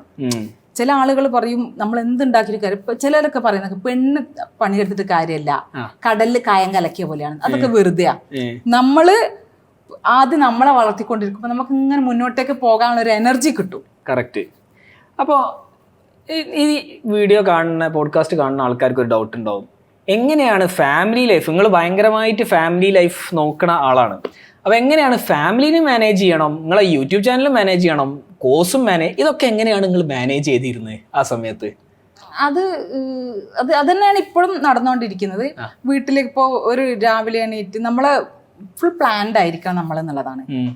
അത് കുക്കിങ്ങിൻ്റെ കാര്യത്തിലാണെങ്കിലും ഇപ്പം ഫാമിലി എന്തൊരു ഫംഗ്ഷൻ വരുന്ന സമയത്താണെങ്കിലും ഒക്കെ എല്ലാത്തിനും നമ്മൾ പ്ലാൻഡ് ആയിരിക്കണം. അതിനനുസരിച്ച് നമ്മൾ പ്രയോറിറ്റി കൊടുക്കുന്നതിനനുസരിച്ചിരിക്കും. നമ്മളെല്ലാം വീട്ടുകാർക്കുള്ളതെല്ലാം നമ്മൾ സെറ്റപ്പ് ആക്കി കൊടുത്തതിന് ശേഷം നമ്മളതിലേക്ക് ഇറങ്ങുമ്പം എതിർപ്പുകൾ വരാൻ ചാൻസ് വളരെ കുറവാണ്. എൻ്റെ അനുഭവത്തിൽ നിന്ന് എനിക്ക് മനസ്സിലാകുന്നതാണ്. പിന്നെ അവര് നമ്മളെ കാര്യങ്ങളൊക്കെ നടക്കുന്നുണ്ടല്ലോ, പിന്നെ ഇപ്പം എന്താ എന്നുള്ള രീതിക്കാവും. കറക്റ്റ്. അപ്പൊ ഒരു ബ്ലോക്കും ഉണ്ടാവില്ല. അപ്പൊ ശരിക്കും പ്ലാനിങ് ആണ് അതിൻ്റെ അകത്ത് വേണ്ടത്. തീർച്ചയായിട്ടും പ്ലാനിങ് വലിയ ഇമ്പോർട്ടൻ്റ്. അത് ഏതൊരു ഹൗസ് വൈഫ് വീട്ടമ്മ എന്ന് പറയുന്ന ആളെ സംബന്ധിച്ചിടത്തോളം പ്ലാനിങ് ആണ് ഇമ്പോർട്ടൻസ്. എൻ്റെ അടുത്ത് ആളുകൾ, അതായത് എൻ്റെ നെയ്ബേഴ്സ് ആയിട്ടുള്ള ആളുകൾ, നിങ്ങൾക്കും 4 മക്കൾ, എനിക്കും 4 മക്കൾ, പക്ഷെ ഞാൻ മക്കളെ വിട്ട് മക്കൾ വരുമ്പോഴേക്ക് എൻ്റെ പണി തീരുന്നുള്ളൂ, നിങ്ങളത് എങ്ങനെ തീരുന്നു എന്നൊക്കെ ചോദിക്കും. അതൊക്കെ ശരിക്കും നമ്മൾ പ്ലാനിങ്ങിന്റെ ഭാഗമായിട്ട് തന്നെ നടക്കുന്നതാണ്. ഓരോന്നിനും എത്രത്തോളം സമയം എടുക്കണം ആക്കണം. അത് ചിലപ്പോൾ നമ്മൾ കുറച്ച് നേരത്തെ എണീക്കേണ്ടി വരും. നമ്മളുടെ ലേസിനെസ് നമ്മൾ മാറ്റി വെക്കണം എന്നുള്ളതാണ് വലിയൊരു കാര്യം. ഇപ്പം എനിക്ക് സന്തോഷത്തോടു കൂടി അഭിമാനത്തോടു കൂടി പറയാൻ പറ്റുന്നൊരു കാര്യമാണ്, ഒരുപാട് ആളുകൾ എൻ്റെ സ്റ്റുഡൻസായി വന്നിട്ട് സ്വന്തമായിട്ട് ബുട്ടീക്ക് സ്റ്റാർട്ട് ചെയ്തവരുണ്ട്, ഇൻസ്റ്റാ പേജ് വഴി ബിസിനസ് ചെയ്യുന്നവരുണ്ട്. ഒരുപാട് ആളുകൾ ചെയ്യുന്നത് ഫ്രൈഡ് ഡ്രസ്സിന്റെ ബിസിനസ്സാണ്. അത് ഗൾഫിലുള്ളവരാണ് പ്രത്യേകിച്ചും. ഈ ഒരു സാധനം പഠിച്ചു കഴിഞ്ഞിട്ടാകുമ്പം അത് ചെയ്താൽ മതി, ഇവിടുന്ന് മെറ്റീരിയൽസ് അങ്ങോട്ട് കൊണ്ടുപോവുക, പോകുമ്പോൾ ബൾക്കായിട്ട് കൊണ്ടുപോവുക, അവിടെ നിന്ന് ചെയ്ത് കൊടുക്കുക. അവിടെ റിയാലിലേക്കും ദിർഹംസിലേക്കൊക്കെ മാറ്റുമ്പോൾ അവർക്ക് നല്ലൊരു എമൗണ്ട് സേവ് ചെയ്യാൻ പറ്റും. പിന്നെ വീട്ടിൽ വെറുതെ ഇരിക്കേണ്ട ആവശ്യമില്ല. എല്ലാം ചെയ്യാൻ പറ്റും. ഇതിപ്പോ സ്റ്റിച്ച് ചെയ്തുകൊണ്ടിരിക്കുകയാണെങ്കിലും വീട്ടിലേക്ക് ഒരു ഗസ്റ്റ് വരണം, അവരെ മാനേജ് ചെയ്യാം, എല്ലാം ചെയ്യാൻ പറ്റും. അതാണ് ഈ സ്റ്റിച്ചിങ്ങിന് ഞാൻ ഇത്രയും ഇമ്പോർട്ടൻസ് കൊടുക്കുന്നത്, സ്ത്രീകളിലേക്ക് കൂടുതൽ എത്തണം എന്ന് ആഗ്രഹിക്കാനുള്ള ഒരു കാര്യം അതാണ്. കറക്റ്റ്. അപ്പൊ ബേസിക്കലി ഏതൊരു ഹൗസ് വൈഫിനും ഈസി ആയിട്ട് ചെയ്യാൻ പറ്റുന്ന ഒരു സാധനമാണത്. അതാ തീർച്ചയായിട്ടും. അതപ്പോൾ ഞാൻ പറഞ്ഞ എൻ്റെ സ്റ്റുഡൻസ് ആയിട്ട് വന്നിട്ടുള്ള ഡോക്ടേഴ്സിന് ഇപ്പം ഈ December 2 അടുത്ത ബാച്ച് സ്റ്റാർട്ട് ചെയ്യുന്നത്. അതിലേക്ക് മെഡിക്കൽ കോളേജിൽ ഹൗസ് സർജൻസി ചെയ്യുന്ന ഒരു സ്റ്റുഡൻ്റ് ഉണ്ട്, ഡോക്ടർ ആയിട്ടുള്ള വേറൊരു ലേഡി ഉണ്ട്, പിന്നെ ഒരു സ്പോക്കൺ ഇംഗ്ലീഷ് കോഴ്സ് മുംബൈയിൽ നടക്കുന്ന ഒരു ലേഡി ഉണ്ട്. ഇവർക്കൊക്കെ നല്ല ഇൻവെസ്റ്റ്മെന്റും കാര്യങ്ങളും നല്ല ലെവലിൽ ജീവിക്കുന്നതാണ്. പക്ഷെ അവരൊക്കെ ഈ പാഷന് പുറകെ വരികയാണ്. പാഷന് പുറമെ വെച്ചാൽ ഈ പാഷൻ നമ്മളെ ഒരു സാറ്റിസ്ഫാക്ഷൻ ഭയങ്കരമാണ് അതിലേക്ക്. എനിക്കിപ്പോൾ എന്തെങ്കിലും വയ്യായിക വന്നപ്പോൾ ഒരാഴ്ച പനിച്ചൊക്കെ കിടന്നിട്ടുണ്ടെങ്കിലും ബോഡിയുടെ വയ്യായിക അല്ല എന്നെ അലട്ടുന്നത്, എനിക്ക് എന്തോ ഒന്ന് ചെയ്യാൻ പറ്റുന്നില്ലല്ലോ എന്നുള്ളതാണ്. അത് ഇത്രയും വയ്യായ സമയത്ത് പോയിട്ട് ഒരു ചുരിദാർ ടോപ്പ് സ്റ്റിച്ച് ചെയ്ത് കഴിഞ്ഞാൽ വയ്യായികക്ക് തന്നെ ഭയങ്കര വ്യത്യാസമാണ്. കറക്റ്റ്. ഞങ്ങൾക്ക് ആക്ച്വലി ഞങ്ങളൊരു ഗ്രൂപ്പ് റൺ ചെയ്യുന്നുണ്ട്. അപ്പോൾ ആ ഗ്രൂപ്പിന് കുറേ ക്വസ്റ്റ്യൻസ് ഉണ്ട്. ഇപ്പം എത്ര സ്റ്റുഡൻസ് ആണ് നിങ്ങൾ ഒരു ബാച്ചിൽ ഇപ്പം എടുക്കാറ്? ഇപ്പം 25ാമത്തെ ബാച്ചിൽ 270 ആളാണ്. ഈ 270 ആൾക്കാർ നിങ്ങൾ വീഡിയോ കൊടുക്കും, നിങ്ങൾ വേറെ ഗ്രൂപ്പ് ഉണ്ട് അഡ്മിൻസ് ഓൺലി, വീഡിയോ കൊടുക്കും. അപ്പോൾ ഈ 270 ആൾക്കാർ മാനേജ് ചെയ്യാന്ന് പറഞ്ഞാൽ എങ്ങനെ നിങ്ങൾ മാനേജ് ചെയ്യുന്നത്? അത്രയും കൂടുതൽ ഡൗട്ട്സ് വരൂലേ 60 ദിവസം കൊണ്ട്? അത് എന്നെ സംബന്ധിച്ചിടത്തോളം ഭയങ്കര ഈസി ആയിട്ടാണ്. കാരണം ഞാൻ പറഞ്ഞില്ലേ, ഈ ഡൗട്ട്സ് ചോദിക്കാനുള്ളൊരു ഗ്രൂപ്പ്, മറ്റത് അഡ്മിൻ ഓൺലി ഗ്രൂപ്പ്. ഇതിൽ ഒരാൾ ചോദിച്ച സംശയം തന്നെ ആയിരിക്കും വേറെയും 8-10 ആൾക്ക് ഉണ്ടാവുക. ഇവർക്ക് ഇത് കേൾക്കുമ്പോൾ തീർച്ചയായിട്ടും അവർക്കും സോൾവ് ആവും. ചിലപ്പോൾ ഞാൻ രാത്രി, ചില ആളുകളൊക്കെ രാത്രി മക്കളൊക്കെ ഉറങ്ങിയിട്ടായിരിക്കും വർക്ക് ചെയ്യുന്നുണ്ടാവും. ഞാൻ രാവിലെ എണീക്കുമ്പോഴേക്ക് 10-25 മെസ്സേജ് ഉണ്ടാവും. ഞാൻ അതിരാവിലെ എണീക്കുന്ന ഒരാളാണ്, 4-4:30 എണീക്കും. അപ്പോൾ എൻ്റെ പ്രഭാത കൃത്യങ്ങളൊക്കെ കഴിഞ്ഞതിന് ശേഷം ഞാൻ ഇത് വോയിസുകൾക്ക് റിപ്ലൈ കൊടുത്തിടും. അപ്പോൾ ഇവരുടെ തന്നെ സ്ട്രിക്റ്റ് ആയിട്ട് പറയുന്നൊരു കാര്യം എന്ന് വെച്ചാൽ നോട്ട്സ് തയ്യാറാക്കി വെക്കണം എന്നുള്ളതാണ്. ചില ആളുകൾക്ക് ചെയ്യുന്ന തത്തമ്മയെ പൂച്ച എന്ന് പറഞ്ഞ മാതിരി അപ്പം ചെയ്യാൻ പറ്റും, പിന്നെ ചെയ്യാൻ പറ്റില്ല എന്നുള്ളതാണ്. അപ്പോൾ ഈ നോട്ട്സ് തയ്യാറാക്കി വെച്ചാൽ അത് നമ്മൾ ഏത് ഫീൽഡിലാണ് നമ്മളുണ്ടാവില്ല, നമ്മൾ എന്തിന് പഠിക്കുകയാണെങ്കിലും ഷോർട്ട് നോട്ട് എഴുതി വെക്കും. ആ ഷോർട്ട് നോട്ടിലേക്ക് കൂടി നമ്മൾ അത് ചിലപ്പോൾ 2-3 വേർഡ്സ് ആയിരിക്കും, പക്ഷെ നമ്മളെ മൈൻഡിലേക്ക് വരുന്ന ഭാഗം വലിയ ഒരു ഭാഗമായിരിക്കും, ക്ലിയർ ആയിട്ട് നമുക്ക് പിക്ചർ കിട്ടുന്നത്. അതേപോലെ നോട്ട്സ് ഒക്കെ തയ്യാറാക്കി വെച്ചിട്ടാകുമ്പോൾ അവർക്കത് കൂടുതൽ പോസിബിൾ ആവും. അപ്പൊ ബേസിക്കലി പ്ലാനിങ്ങിന്റെ ഭാഗമാണ്. അതായത് നിങ്ങൾ ഇനീറ്റ് കഴിഞ്ഞ് ഞങ്ങൾ അതിനൊരു സമയം മാറ്റി വെച്ചിട്ടുണ്ട്, ആ സമയത്താണ് എല്ലാവർക്കും റിപ്ലൈ കൊടുക്കുന്നത്. അല്ല, ആ സമയത്ത് മാത്രമല്ല, അല്ലാതെ ഞാൻ എണീറ്റ് എല്ലാം എൻ്റെ പണി ചെയ്തുകൊണ്ടിരിക്കുമ്പോൾ വാട്സപ്പല്ലേ, വോയിസ് ചെയ്തുകൊണ്ട് തന്നെ എനിക്കെല്ലാം ചെയ്യാം. ഒരു സ്ഥലത്ത് ചോറുണ്ടാക്കുന്നുണ്ടാവും, ഒരു സ്ഥലത്ത് വാഷിംഗ് മെഷീനിൽ സാധനം ഉണ്ടാവും, ഇപ്പുറത്ത് ദോശ ചൂടുന്നുണ്ടാവും. ഇതിന്റെ ഇടയിലൊക്കെ എനിക്കിത് നടക്കും. മൾട്ടി ടാസ്കറാണ്. അത് ലേഡീസിന് മാത്രമുള്ളതാണ്, അത് ജെൻസിന് ആർക്കും കഴിയുന്ന സമയമില്ല. അത് പ്രകൃതിയാ തന്നെ അങ്ങനെ ഒരു കഴിവ് പഠിച്ചവന് സ്ത്രീകൾക്ക് കൊടുത്തിട്ടുണ്ട്. അതിന്റെ ഭാഗമായി അതാർക്കും ചിന്തിക്കാൻ കഴിയില്ല, പുരുഷന്മാർക്ക്. സ്ത്രീകൾക്ക് പറ്റും. അപ്പോൾ ഞാൻ ഇത് വോയിസ് കൊടുത്തുകൊണ്ട് തന്നെ എൻ്റെ പണികൾ നടക്കും. അപ്പോൾ എനിക്കത് കൂടുതൽ സാറ്റിസ്ഫൈഡ് ആണ് ഞാൻ അതിൽ. കാരണം ഒരേ സമയം ഒന്നിൽ കൂടുതൽ ജോലികൾ ചെയ്യുക എന്നുള്ളത് ഇപ്പോൾ ഞാൻ കൂടുതൽ അതിലേക്കായി വരികയാണ്. ഇപ്പോൾ വേറെ ഒന്നും പണിയില്ലെങ്കിലും അയൺ ചെയ്യുന്ന സമയത്ത് എനിക്ക് എന്തൊരു ക്ലാസ് കേൾക്കണം, എന്നെ മോട്ടിവേറ്റ് ചെയ്യുന്നതാണെങ്കിലോ. ഇപ്പോഴും ഞാൻ ഇങ്ങനെയൊക്കെ ക്ലാസ്സുകളൊക്കെ എടുക്കുന്നുണ്ടെങ്കിലും ഞാൻ ഇപ്പോഴും ഇത് പഠിച്ചുകൊണ്ട് തന്നെ ഇരിക്കുകയാണ്. അതിന്റെ ഒരു ഹയർ വേർഷൻ ഒരു സ്ഥലത്ത് നിങ്ങൾ പഠിക്കുകയും ഒരു സ്ഥലത്ത് നിങ്ങൾ പഠിപ്പിക്കുകയും ചെയ്യുന്നുണ്ട്. അതായത് നമ്മളിപ്പോൾ ഇവിടെ കേരളത്തിലേക്ക് വന്നു കഴിഞ്ഞാൽ ഈ സ്റ്റിച്ചിങ് മെറ്റീരിയൽസ് സാധനങ്ങൾക്കൊക്കെ പിന്നെ അതിനൊന്നും ഏറ്റവും ടോപ്പ് വേ ഒന്നും നമ്മളെ ഇവിടേക്ക് എത്തിയിട്ട് പോലുമില്ല. ഫോറിൻ കൺട്രീസിലുള്ളവരുടെ ചാനലുകൾ കാണുമ്പോഴാണ് നമുക്ക് മനസ്സിലാകുന്നത്. എക്യുപ്മെന്റ്സ് ആണെങ്കിലും ടൂൾസ് ആണെങ്കിലും പിന്നെ എന്താ പറയുക മെറ്റീരിയൽസ് പിന്നെ ബീഡ്സ് സാധനങ്ങളിലൊക്കെ ക്വാളിറ്റി കൂടിയതും പിന്നെ അതിൻ്റെ ഏറ്റവും ഭംഗിയുള്ള സംഗതികളൊന്നും നമ്മളെവിടേക്ക് എത്തിയിട്ടില്ല. പക്ഷെ അതുകൾ നമ്മൾ കണ്ട് ഇതാക്കണം, അതിങ്ങനെയൊക്കെ ചെയ്യാമെന്നുള്ളത് നമ്മൾ എവിടെയെങ്കിലും എത്തിപ്പെടുമ്പോൾ ചിലപ്പോൾ നമ്മൾ കാണുന്നത് ഇതിൻ്റെ തന്നെ ഷോപ്പിലായിരിക്കില്ല, വേറെ എന്തോ ഷോപ്പിലൊക്കെ ആയിരിക്കും. അത് നമുക്ക് പെട്ടെന്ന് സ്ട്രൈക്ക് ആവുകയും ഇത് ഇന്ന് യൂസിനാണ് എന്നുള്ളതൊക്കെ പറ്റും. അതൊക്കെ നമ്മൾ ഇപ്പോഴും ഈ പഠിച്ചുകൊണ്ടിരിക്കുമ്പോഴേ നമുക്കത് കഴിയുള്ളൂ. ഓക്കെ. അപ്പോൾ ഞാൻ ചോദിക്കട്ടെ, ഇപ്പം നമ്മൾ മെയിനായിട്ട് ഇ-കൊമേഴ്സ് സ്റ്റോറുകൾക്കൊക്കെയാണ് നമ്മൾ ഏറ്റവും കൂടുതൽ കണ്ടന്റ് ചെയ്യുന്നത്. നിങ്ങൾക്ക് നാളെ ഒരു ഇ-കൊമേഴ്സ് സ്റ്റോർ അല്ലെങ്കിൽ ഒരു ഓൺലൈൻ സ്റ്റോർ തുടങ്ങണതിനെ പറ്റി എപ്പോഴെങ്കിലും ആലോചിച്ചിട്ടുണ്ടോ? ഈ സാധനങ്ങളൊക്കെ വിൽക്കണേ ആഗ്രഹിച്ചിട്ടുണ്ട്, മനസ്സിലുണ്ട്. പക്ഷെ ഫാമിലി ഇമ്പോർട്ടൻസ് കൊടുക്കുമ്പോൾ ഞാൻ അതിൽ അതായത് അങ്ങനെയൊക്കെ നമ്മൾ കുറച്ചും കൂടി ഹയർ ലെവലിലേക്ക് നീങ്ങുമ്പം നമ്മൾ ഫാമിലിയിൽ നിന്ന് കുറച്ച് മാറി നിൽക്കണം. അപ്പോൾ പിന്നെ എന്താ പറയാ, ഞാൻ അതിൽ അത്ര സാറ്റിസ്ഫൈഡ് ആവുന്നില്ലാത്തത് കൊണ്ട് ഞാനായിട്ട് ബാക്കോട്ട് നിൽക്കുകയാണ്. അല്ല, നിങ്ങൾക്ക് അപ്പൊ ഒരു ടീമിനെ ബിൽഡ് ചെയ്താൽ പോരെ? ടീമിനെ ബിൽഡ് ചെയ്യുക ആ രീതിക്കൊക്കെ ഉണ്ട് ആഗ്രഹിക്കുന്നുണ്ട്. കാരണം ഇപ്പൊ മൂത്ത മോള് കല്യാണം കഴിഞ്ഞു, രണ്ടാമത്തെ മോള് എൻഗേജ്മെന്റ് കഴിഞ്ഞു. അപ്പോൾ ഇൻഷാ അള്ളാ പതിയെ ഞാൻ എൻ്റെ ആ ഫീൽഡിലേക്ക്, അതായത് എൻ്റെ ഒരു ഡ്രീമാണ് ഒന്നോ രണ്ടോ സ്റ്റാഫിനെ വെച്ചിട്ട് ഡിസൈൻ ചെയ്ത് ഒരു ബുട്ടീക്ക് സ്റ്റൈലിലൊക്കെ. പക്ഷെ അതിന് വീട്ടിൽ നിന്നുള്ള അറ്റ്മോസ്ഫിയറിൽ എനിക്ക് പറ്റൂല. കാരണം നമ്മളൊരു അങ്ങനത്തെ ഫാമിലി മൾട്ടി ടാസ്ക് പറ്റൂല. അതിൽ ചെയ്യുന്ന സമയത്ത് പലരെയും നമുക്ക് രൂപത്തിൽ ചെയ്തു കൊടുക്കാൻ പറ്റും. നമ്മൾ പ്രത്യേകിച്ച് പിന്നെ പ്രായമായ ആളുകളൊക്കെ വീട്ടിലുണ്ടാകുമ്പോൾ നമ്മൾ അതിനെ ഇമ്പോർട്ടൻസ് കൊടുത്തന്നെ പറ്റുള്ളൂ. അത് ഇമ്പോർട്ടൻസ് കൊടുക്കാതെ ഞാൻ ഇറങ്ങിപ്പോയി ഞാനാണ് ഏറ്റവും കൂടുതൽ അസ്വസ്ഥയാവുന്നത് എന്നുള്ളതാണ്. കറക്റ്റ്. അപ്പോൾ ഞാൻ ചോദിക്കട്ടെ, ഈ ഒരു സ്റ്റോർ അത് നിങ്ങൾക്ക് ഓഫ്ലൈൻ സ്റ്റോർ തുടങ്ങാനാണോ താല്പര്യം, അല്ലെങ്കിൽ ഓൺലൈനിൽ തന്നെ ഒരു സ്റ്റോർ? ഇപ്പം ഞാനിപ്പം മെറ്റീരിയൽ വാങ്ങിയൊക്കെ ചുരിദാറൊക്കെ ചെയ്യണമല്ലോ. ഞാൻ ഇടുന്ന ഒരു ഡ്രസ്സ് കണ്ടിട്ടാകുമ്പോൾ ഈ പറഞ്ഞ പോലെ യൂട്യൂബിലാണെങ്കിലും സ്റ്റുഡൻസ് ആണെങ്കിലും നിങ്ങൾക്കൊന്ന് ചെയ്തു തുടങ്ങിക്കൂടെ, ഞങ്ങൾ തന്നെ വാങ്ങിക്കോളാം എന്നൊക്കെ പറയും. അതിനൊക്കെ ഞാൻ മുന്നോട്ട് ഇറങ്ങാതിരിക്കുന്നുള്ള ഈ ഒരു റീസണാണ് ഇമ്പോർട്ടൻസ് കൊടുക്കുന്നത്. പിന്നെ മക്കളെ പഠനം, അവർക്ക് നമ്മൾ അത്ര അവൈലബിൾ അല്ലാത്തൊരു സിറ്റുവേഷനിൽ വരും. എനിക്ക് ഓർമ്മയുണ്ട്, എൻ്റെ ചെറിയ എൻ്റെ മക്കൾ ചെറുതാകുന്ന സമയത്ത് ഞാൻ എവിടേക്കെങ്കിലും പോവാന്ന് പറയുന്ന സമയത്ത് മക്കൾ പറയും, ചെറിയ മോള് പറയുന്നത്, ഞാൻ സ്കൂൾ പോയിട്ടുമ്പോ പോയിക്കോ, ഞാൻ വരുമ്പോഴേക്കും വരണം. ഇപ്പൊ മക്കൾ നമ്മൾ അത്രയും ആഗ്രഹിക്കുമ്പോൾ നമ്മൾ മാറി നിൽക്കുന്നതിനെ കൂടെ എനിക്ക് യോജിപ്പില്ല കേട്ടോ. ഒരുപാട് ചിലർക്ക് മക്കൾക്കും ചിലപ്പോൾ അത് ആഗ്രഹിക്കുന്നില്ല, അവരുടെ അവസ്ഥകൾ അതായിരിക്കും, അങ്ങനെ തന്നെ ചെയ്യുന്നവരാണ് ഉണ്ട്. ഒട്ടുമുക്കാൽ ആളുകളും അങ്ങനെയാണ്. ഞാൻ ഏറ്റവും ഇമ്പോർട്ടൻ്റ് കൊടുത്തത് എൻ്റെ സാറ്റിസ്ഫാക്ഷൻ ആണ്. അതുകൊണ്ടാണ് ഞാൻ അങ്ങനെ ആയിപ്പോയത്. ഓക്കെ.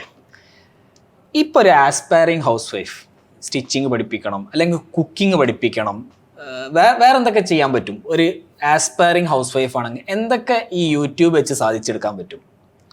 യൂട്യൂബ് വെച്ചിട്ട് സാധിക്കാത്തതായിട്ട് ഇപ്പോൾ ഒന്നുമില്ല എന്ന് തന്നെ ശരിക്കും പറയാം. അതായത് നമ്മൾ പറഞ്ഞ പോലെ ഈ കൊറോണ സമയത്ത് എത്രയോ ബേക്കേഴ്സ് യൂട്യൂബ് ചാനൽ തുടങ്ങി, ബേക്കേഴ്സ് തന്നെ ഉണ്ടായിട്ടുണ്ട്. ആ സമയത്തൊക്കെ അറിയാം, എല്ലാവരും കേക്ക് ഉണ്ടാക്കണം, അങ്ങോട്ട് കൊടുക്കണം ഇങ്ങോട്ട് കൊടുക്കണ ആ ഒരു സമയമായിരുന്നു. അതിൽ മുന്നോട്ട് പോയ കുറേ ആളുകളുണ്ട്, നിർത്തിപ്പോയ കുറേ ആളുകളുമുണ്ട്. സ്റ്റിച്ചിങ് ഫീൽഡിൽ ഇപ്പം എൻ്റെ ഫീൽഡിൽ പറയുകയാണെങ്കിൽ തന്നെ പിന്നെ ഞാൻ എപ്പോഴും ഇപ്പം എൻ്റെ സ്റ്റുഡൻസിൻ്റെ അടുത്ത് ഞാൻ പറയും, ചിലർക്ക് മിസ് ഒരു ഷോപ്പ് ഇടണം എന്ന് വിചാരിക്കുന്നുണ്ട്, അങ്ങനെ ആക്കണം. ഞാൻ പറഞ്ഞ് അങ്ങനെ ചെയ്യല്ലേ, നമ്മൾ പതിയെ ഇരുന്ന് പതിയെ കാല് നീട്ടി അത് സേഫ് ആണെന്ന് മനസ്സിലായതിനു ശേഷം മാത്രമേ മുന്നോട്ട് പോകാൻ ഇറങ്ങിത്തിരിക്കാൻ പാടുള്ളൂ. മൊത്തം ഒരു ഇൻവെസ്റ്റ് ചെയ്ത് ഒരു ഷോപ്പ് എടുത്ത് അതിന് 1-2 ലക്ഷം പിന്നെ അഡ്വാൻസ് കൊടുത്ത് അതിന് മന്ത്ലി ഇതൊക്കെ ആവുന്ന സമയത്ത് അത് പൊട്ടുന്ന സമയത്താണ് നമ്മൾ മൊത്തം ഡെസ്പായി പോകുന്നത്. പല ആളുകളും പിന്നെ എൻ്റെ ഇതിൽ ഞാനിപ്പോൾ പഠിപ്പിക്കുന്നത് നമ്മൾ നോർമലി യൂസ് ചെയ്യുന്ന ഒട്ടുമുക്കാൽ ഡ്രസ്സും പഠിപ്പിക്കുന്നുണ്ട്. പറഞ്ഞ പോലെ മെഷർമെൻറ്റ് പഠിപ്പിച്ചതിന് ശേഷമാണ് ഫ്രോക്ക്, നൈറ്റി, ചുരിദാറും ഒക്കെ പഠിപ്പിക്കുന്നത്. അതേപോലെ തന്നെ ഹാൻഡ് എംബ്രോയ്ഡറി, സ്റ്റിച്ചസും പഠിപ്പിക്കുന്നുണ്ട്. അപ്പം ചില ആളുകൾ ഫ്രോക്കിൽ മാത്രം കോൺസെൻട്രേറ്റ് ചെയ്യും. അപ്പോൾ ഇപ്പോൾ ഒരു 8 to 14 വരെയുള്ള പെൺകുട്ടികൾക്ക് നല്ല ഡ്രസ്സ് കിട്ടൂല റെഡിമെയ്ഡിൽ. അതൊരു പ്രോബ്ലമാണ്, ഒരു വലിയൊരു പ്രോബ്ലമാണ്. കാരണം ചിലപ്പം അവരങ്ങോട്ട് അഡൽട്ടിൽ എത്തിയിട്ടുണ്ടാവില്ല, കിഡ്സ് ഒന്ന് വിട്ടിട്ടുണ്ടാവും. അപ്പം എൻ്റെ ഇപ്പോൾ ഇവിടെ അടുത്ത് തന്നെ കൊടിയത്തൂർ തന്നെ ഒരു സ്റ്റുഡൻ്റ് ഉണ്ട്, അവളിപ്പോൾ നന്നായിട്ട് ഫ്രോക്കിൽ എക്സ്പേർട്ടായി എൻ്റെ അടുത്ത് വന്ന് പഠിച്ച്. പിന്നെ എൻ്റെ അടുത്ത് വന്നിട്ടാകുമ്പോൾ കിട്ടുന്ന സപ്പോർട്ട് മാത്രം മതിയാവും പലർക്കും. പിന്നെ അവരുടെ ഉള്ളിലുള്ളത് പിന്നെ ചുറ്റുപാടിൽ നിന്ന് കാണുന്നത് ഇതൊക്കെ വെച്ചിട്ട് അങ്ങോട്ട് ഗ്രോത്ത് ആവുകയാണ്. ആ പെൺകുട്ടി ഇപ്പം ട്രെൻഡിങ് ആയിട്ടുള്ള നെറ്റിൻ്റെ ഫ്രോക്ക്, അതായത് 1 വയസ്സുള്ള കുട്ടിക്കായിരിക്കും 20 മീറ്റർ ക്ലോത്ത് വെച്ചിട്ട് ഫ്രോക്ക് ചെയ്യുന്നുണ്ട്. അങ്ങനത്തെ ടൈപ്പ് ഫ്രോക്കിലാണ് ഇപ്പോൾ ട്രെൻഡ്. അതിന് 2000-2500 വരെ സ്റ്റിച്ചിങ് ചാർജ് ആവശ്യമുണ്ട്. അത്രയും എഫേർട്ട് വേണം ഈ ഒരു സാധനം ചെയ്യാൻ വേണ്ടിയിട്ട്. അങ്ങനെ ഓരോ ഫീൽഡ് മാത്രം തിരഞ്ഞെടുത്തിട്ട് ഗ്രോത്ത് ആവുന്നുണ്ട്. ആ ഒരു പർട്ടിക്കുലർ ഞങ്ങൾ നിശ്ച എന്നാ പറയാ, ആ ഒരു പർട്ടിക്കുലർ 8 തൊട്ട് 14 വയസ്സ് വരെ പെൺകുട്ടികൾക്കില്ല ഫ്രോക്ക്, ആ ഒരൊറ്റ ഫീൽഡ് മാത്രം ചെയ്തു കഴിഞ്ഞാൽ തന്നെ നിങ്ങൾക്ക് ഒരു റവന്യൂ ഉണ്ടാക്കാം. അങ്ങനെയാണ് ഓരോരുത്തരും കയറിപ്പോയിട്ടുള്ളത്. പിന്നെ അതേപോലെ തന്നെ ഒരു സ്റ്റുഡൻ്റായി വന്നത്, അവർ പിന്നെ ഇപ്പം എറണാകുളത്താണ്, എൻ്റെ സ്റ്റുഡൻ്റ് ആകുമ്പോൾ എറണാകുളത്താണ്, വേറെ എവിടെയോ ആയിരുന്നു.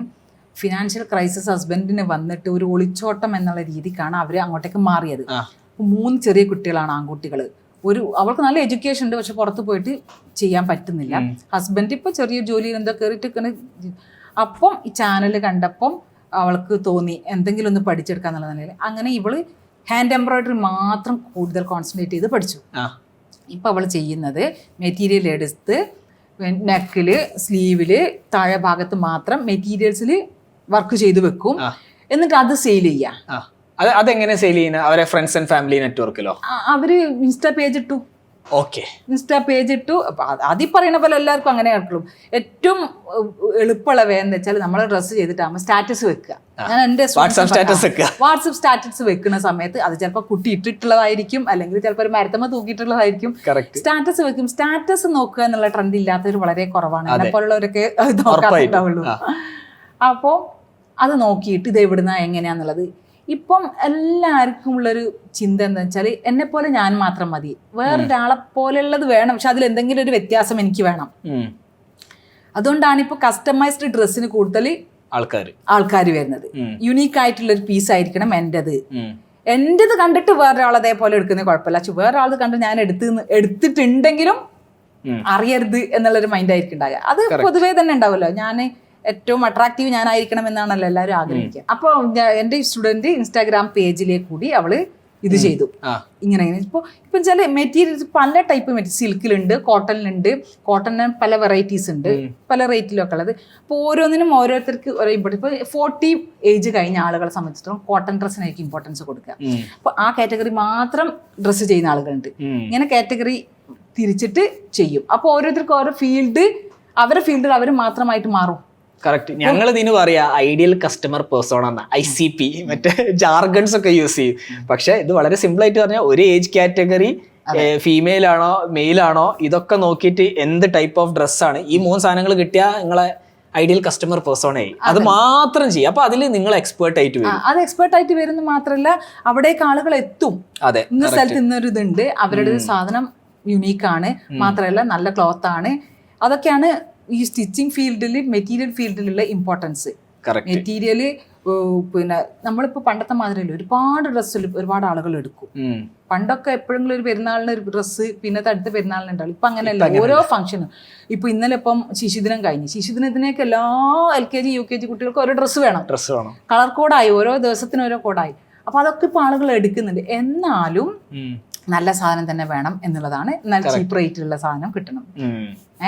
അതുകളൊക്കെ മനസ്സിലാക്കിയിട്ട് മുന്നോട്ടേക്ക് പോകുന്ന സമയത്ത് നമ്മളെ ഫീൽഡ് നമുക്ക് കിട്ടും. നമ്മൾ എത്തിപ്പെട്ട് അവിടെ നമുക്ക് ഗ്രോത്ത് വന്നു കഴിഞ്ഞാൽ അതിൽ മുന്നോട്ട് പോകാനാണ് എപ്പോഴും ശ്രദ്ധിക്കണം. ഇപ്പം എൻ്റെ സ്റ്റുഡൻറ്റ് ചെയ്യുന്ന ആ വർക്കിൽ ഇപ്പോൾ നന്നായിട്ട് മുന്നോട്ട് പോയി.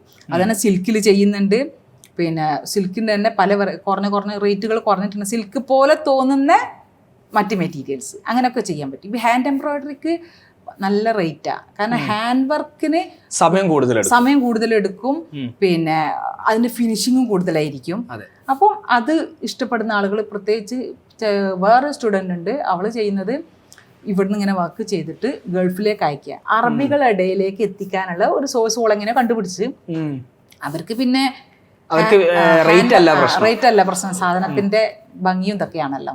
ഓക്കെ, അപ്പൊ നമുക്ക് ഇതിപ്പോ നിങ്ങൾ പറഞ്ഞ അനുസരിച്ച് എവിടെ എല്ലാവർക്കും എന്ത് രീതിയിലെ ബിസിനസ്സോ അല്ലെങ്കിൽ ഒരു എക്സ്പെർട്ടൈസ് ഉണ്ടെങ്കിൽ ആ എക്സ്പെർട്ടൈസുമേൽ ബാങ്ക് ചെയ്ത് യൂട്യൂബിൽ ഒരു ചാനൽ തുടങ്ങി, വാട്സാപ്പിൽ സ്റ്റാറ്റസ് ഇട്ട് അല്ലെങ്കിൽ ഇൻസ്റ്റാഗ്രാമിൽ ഒരു പേജ് തുടങ്ങിയിട്ട് ബിസിനസ് ഉണ്ടാക്കാൻ പറ്റും. തീർച്ചയായിട്ടും ഡേ 1 തന്നെ റവന്യൂ ഭയങ്കരമായിട്ട് പ്രതീക്ഷിക്കരുത്, അത് മെല്ലെ മെല്ലെ കയറി വരും. ഇപ്പം എൻ്റെ ഇതിൽ തന്നെ എനിക്ക് റവന്യൂ പിന്നെ 4 മാസം 3 മാസം കൂടുമ്പോഴൊക്കെയാണ്, അതായത് $100 ആകുമ്പോഴാണ് നമുക്ക് അവർ നമ്മുടെ അക്കൗണ്ടിലേക്ക് യൂട്യൂബിന്റെ റവന്യൂ വരിക. അല്ലാതെ ഉള്ള റവന്യൂ, നമ്മൾ യൂട്യൂബിനെ എപ്പോഴും റവന്യൂക്ക് ഡിപ്പെൻഡ് ചെയ്യരുത്, നമ്മളെ പബ്ലിസിറ്റിക്കാണ് മെയിൻ ആയിട്ട് റീച്ച് കിട്ടാൻ വേണ്ടിയിട്ട്. അപ്പോൾ പിന്നെ യൂട്യൂബിൽ ഇങ്ങനെ കാരണം എൻ്റെത് സ്റ്റിച്ചിങ് ഇഷ്ടപ്പെടുന്ന ആളുകൾ മാത്രം കാണുന്നതാ, ഡേ ഇൻ മൈ ലൈഫോ DIYയോ അങ്ങനത്തതൊന്നും അല്ലല്ലോ. അപ്പോൾ ചില ആളുകളുണ്ട്, ഇപ്പോൾ എൻ്റെ സ്റ്റുഡൻസ് തന്നെ ആയിട്ടുള്ള അല്ലെങ്കിൽ എൻ്റെ സബ്സ്ക്രൈബേഴ്സ് ആയിട്ടുള്ള ആളുകൾ തന്നെ ഉണ്ട് സ്റ്റിച്ചിങ് ഒട്ടും ചെയ്യാത്ത ആളുകൾ. പക്ഷെ ആഗ്രഹമുള്ള ആഗ്രഹം മാത്രല്ല അതും ഇല്ല. ഇപ്പൊ ഞാൻ ഇന്നാള് പിന്നെ ഇവിടെ പോയി ലുലു മാള് കാണാൻ പോയ സമയത്ത് കുറച്ചൊരു 10-60 വയസ്സുള്ള സ്ത്രീ എൻ്റെ അടുത്ത് വന്നിട്ടാണ് കാണലുണ്ടിട്ട മോളെ അങ്ങനെ എന്നൊക്കെ പറഞ്ഞ് ഭയങ്കര സന്തോഷം. നിങ്ങൾക്ക് കേൾക്കാൻ ഭയങ്കര സന്തോഷം. അപ്പൊ ഞാൻ ആദ്യം അവരോട് ചോദിക്കും സ്റ്റിച്ചിങ് ചെയ്യാറുണ്ടോന്ന്. എന്നെ തിരിച്ചറിയുന്നതിനേക്കാണ് അവരത് ചെയ്യുന്നുണ്ടെങ്കിലാണ് എനിക്ക് കൂടുതൽ സന്തോഷം. അപ്പൊ അതല്ല എന്റെ മോളും നോക്കും, അപ്പൊ ഞാൻ നോക്കും. ഇങ്ങനെ പറഞ്ഞു തരുന്ന കേൾക്കുമ്പോ കേൾക്കാനും ഒരു ഇഷ്ടമാണ് എന്നുള്ള രീതിക്ക് പറയും. ചിലര് അങ്ങനെ വരുന്നുണ്ട്. അതായത് നമ്മള് പറയുന്നത് അവർക്ക് മനസ്സിലായെങ്കിലും ഇല്ലെങ്കിലല്ല നമ്മളോട് ഒരു അടുപ്പം തോന്നിയിട്ട് അത് ഭയങ്കര ഒരു നമ്മളെ തിരിച്ചറിയുകയും അവരുടെ ഒരാളെ പോലെ നമ്മളെ കാണുകയൊക്കെ ചെയ്യുന്ന സമയത്ത് ഈ യൂട്യൂബ് ഭയങ്കര സഹായകരം. അത് കാരണം പെട്ടെന്ന് എനിക്ക് ആ അനുഭവങ്ങളുണ്ട്. പെട്ടെന്ന് നമ്മളിപ്പോ ദുബായിൽ പോയപ്പം എറണാകുളത്ത് പോയപ്പോ ഓരോരുത്തർ വന്നിട്ട് പരിചയപ്പെട്ടിട്ട് ഞാൻ ചാനൽ കാണലുണ്ട്, അടിപൊളി കണ്ടന്റ് ആണ്. കാരണം അവർക്ക് യൂസ്ഫുൾ ആയിട്ടുള്ള ഒരു സാധനം പറഞ്ഞു കൊടുക്കുമ്പോൾ അവർക്ക് ഓട്ടോമാറ്റിക്കലി അറ്റാച്ച്മെന്റ് തോന്നുകയാണ്. അതാണ് അറിവ് വർദ്ധിപ്പിക്കാൻ എല്ലാവർക്കും ഇഷ്ടപ്പെടുന്ന ഒരു സംഗതിയാണല്ലോ. അപ്പൊ എന്തോന്ന് കിട്ടുന്നുണ്ട് എന്ന് പറയുമ്പോൾ നമ്മൾ എവിടെ എത്തുന്നത്. നമ്മള് പോഡ്കാസ്റ്റ് വൈൻഡ് അപ്പ് ചെയ്യാൻ പോവാണ്. നിങ്ങളെ ഒരു ഫ്യൂച്ചർ പ്ലാൻസ് എങ്ങോട്ടേക്കാണ് നിങ്ങൾക്ക് ഇത് അടുത്തത് എത്തിക്കേണ്ടത്? എനിക്ക് എങ്ങോട്ടേക്കാണ് എത്തിക്കേണ്ടതെന്ന് ചോദിച്ചാൽ എന്നെ പോലെ തന്നെ ഞാൻ എൻ്റെ സ്റ്റുഡൻസിൻ്റെ അടുത്തൊക്കെ പറയുന്ന വലിയൊരു കാര്യമാണ്.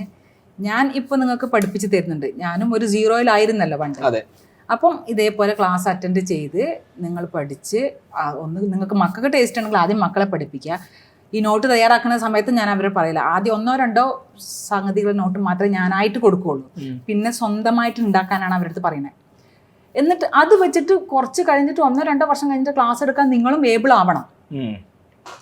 എന്നാലേ നമുക്ക് ഗ്രോത്ത് ഉണ്ടാവുള്ളൂ. നമുക്ക് എന്തെങ്കിലും പിന്നെ സെൽഫായിട്ടുള്ള സന്തോഷവും കാര്യങ്ങളും ഇൻകം മാത്രമല്ല. പിന്നെ ഇപ്പം നമ്മൾ വേറൊരാൾക്ക് ഇപ്പം ഞാൻ പറഞ്ഞ പോലെ അറിവ് അങ്ങോട്ടേക്ക് കൊടുക്കുന്ന സമയത്ത് അവരിലേക്ക് കൂടി ഇത് വളർന്ന് പോകും. അതെനിക്ക് ഞാൻ ഏറ്റവും ആഗ്രഹിക്കുന്ന ഒരു കാര്യമാണ്. എൻ്റെ സ്റ്റുഡൻസിൻ്റെ അടുത്ത് സ്വന്തം ചെയ്യുന്നതിന് പുറമെ മറ്റുള്ളവർക്ക് ചെയ്തു കൊടുക്കുക. പിന്നെ നിങ്ങൾ എത്രത്തോളം ഗ്രോത്ത് ആക്കാൻ പറ്റുമോ അത്രത്തോളം ഗ്രോത്ത് ആവുക എന്നുള്ളതാണ് ഞാൻ അവരടുത്തൊക്കെ പറയുന്നത്. അത് ഭയങ്കര രസമുള്ള കാര്യമാണ്. കാരണം വേറൊരാള് നമ്മൾ കാരണം വളരുന്നത് കാണുമ്പോൾ നമുക്ക് കാശിനേക്കാളും വലിയൊരു സന്തോഷം. രസമാണ് അത്. മീൻസ് ഇത് ഈ പോഡ്കാസ്റ്റുകളൊക്കെ ചെയ്യുമ്പോഴും എനിക്ക് എപ്പോഴുള്ള ഫീലിംഗ് നമ്മൾ വേറൊരാളെ ഗ്രോത്തിന്റെ ഭാഗമായിട്ട് മാറുകയാണ്. ഇതങ്ങോട്ട് പറഞ്ഞു കൊടുക്കുമ്പോൾ ഇങ്ങനെയൊക്കെ ചെയ്യാൻ പറ്റില്ല, ഞാനും ചെയ്തു നോക്കട്ടെ. അങ്ങനെ എത്രയോ പേര് ചെയ്തിട്ട് അവർ സക്സസ്ഫുൾ ആയിട്ട് നമുക്ക് ആ മെസ്സേജ് അയക്കും. ഇപ്പം നിങ്ങൾ അറിയില്ല, നിങ്ങൾ ലുലുവിന് ഒരാളെ കണ്ട് അവരിത് ചെയ്ത്, അത് ഭയങ്കര ഒരു സംഭവമാണ്. അതേപോലെ തന്നെ നമ്മളിപ്പോൾ പിന്നെ അവർക്ക് പറഞ്ഞു കൊടുക്കുന്ന സമയത്ത് ഞാൻ മനസ്സിലാക്കിയതാണ്, അവർക്ക് നമ്മൾ കൊടുക്കുന്ന മെസ്സേജ് കറക്റ്റ് അവരിലേക്ക് എത്തണമെന്നും അതുകൊണ്ട് അവർക്ക് ഗ്രോത്ത് ഉണ്ടാവണം നമ്മൾ അതിയായി ആഗ്രഹിക്കുകയും പ്രാർത്ഥിക്കുകയും ചെയ്താൽ 100% അതിൻ്റെ റിസൾട്ട്. എൻ്റെ അനുഭവത്തിൽ, അതായത് ഞാൻ ഈ സ്റ്റുഡൻസിൽ അവരായിട്ട് പകുതി വഴിക്ക് ഇട്ട് പോയവർ വീണ്ടും തിരിച്ചു വരുന്നുണ്ട്. ഇപ്പം ഇന്നലെയും 17ാമത്തെ ബാച്ചിൽ വന്ന ഒരാൾ എൻ്റെ അടുത്ത് മെസ്സേജ് ചെയ്ത്, ഞാൻ അന്ന് മടിച്ച് അവിടെ ഇട്ടിച്ച് പോയി, എനിക്ക് അടുത്ത ബാച്ചിൽ ജോയിൻ ചെയ്യണം. കാരണം ഇവര് ചാനൽ ഫോളോ ചെയ്യുന്നുണ്ട്. കറക്റ്റ്. ആ ചാനൽ ഉണ്ടായതുകൊണ്ട് ഇങ്ങനെ ഓർമ്മ വന്നോണ്ടേ ഇരിക്കുന്നുണ്ട്. അവർക്ക് നോക്കിയിട്ടൊക്കെ അവർ ചെയ്യുന്നുണ്ട്. പക്ഷെ അവർക്ക് എത്തിപ്പെടാൻ പറ്റുന്ന ഏരിയയാണ്. ചില കാരണങ്ങളാൽ അവരെന്നെ പിന്നോട്ട് വെച്ചതാണ്. അപ്പൊ അങ്ങനെ എത്രത്തോളം ആളുകൾ എത്തുന്നു അത്രത്തോളം എൻ്റെ സന്തോഷം ഇരട്ടിക്കും. അത് തന്നെയാണ് എൻ്റെ ഒരു വലിയൊരു ഡ്രീമിന്റെ ഭാഗം അവിടെയാണ് കിടക്കുന്നത്.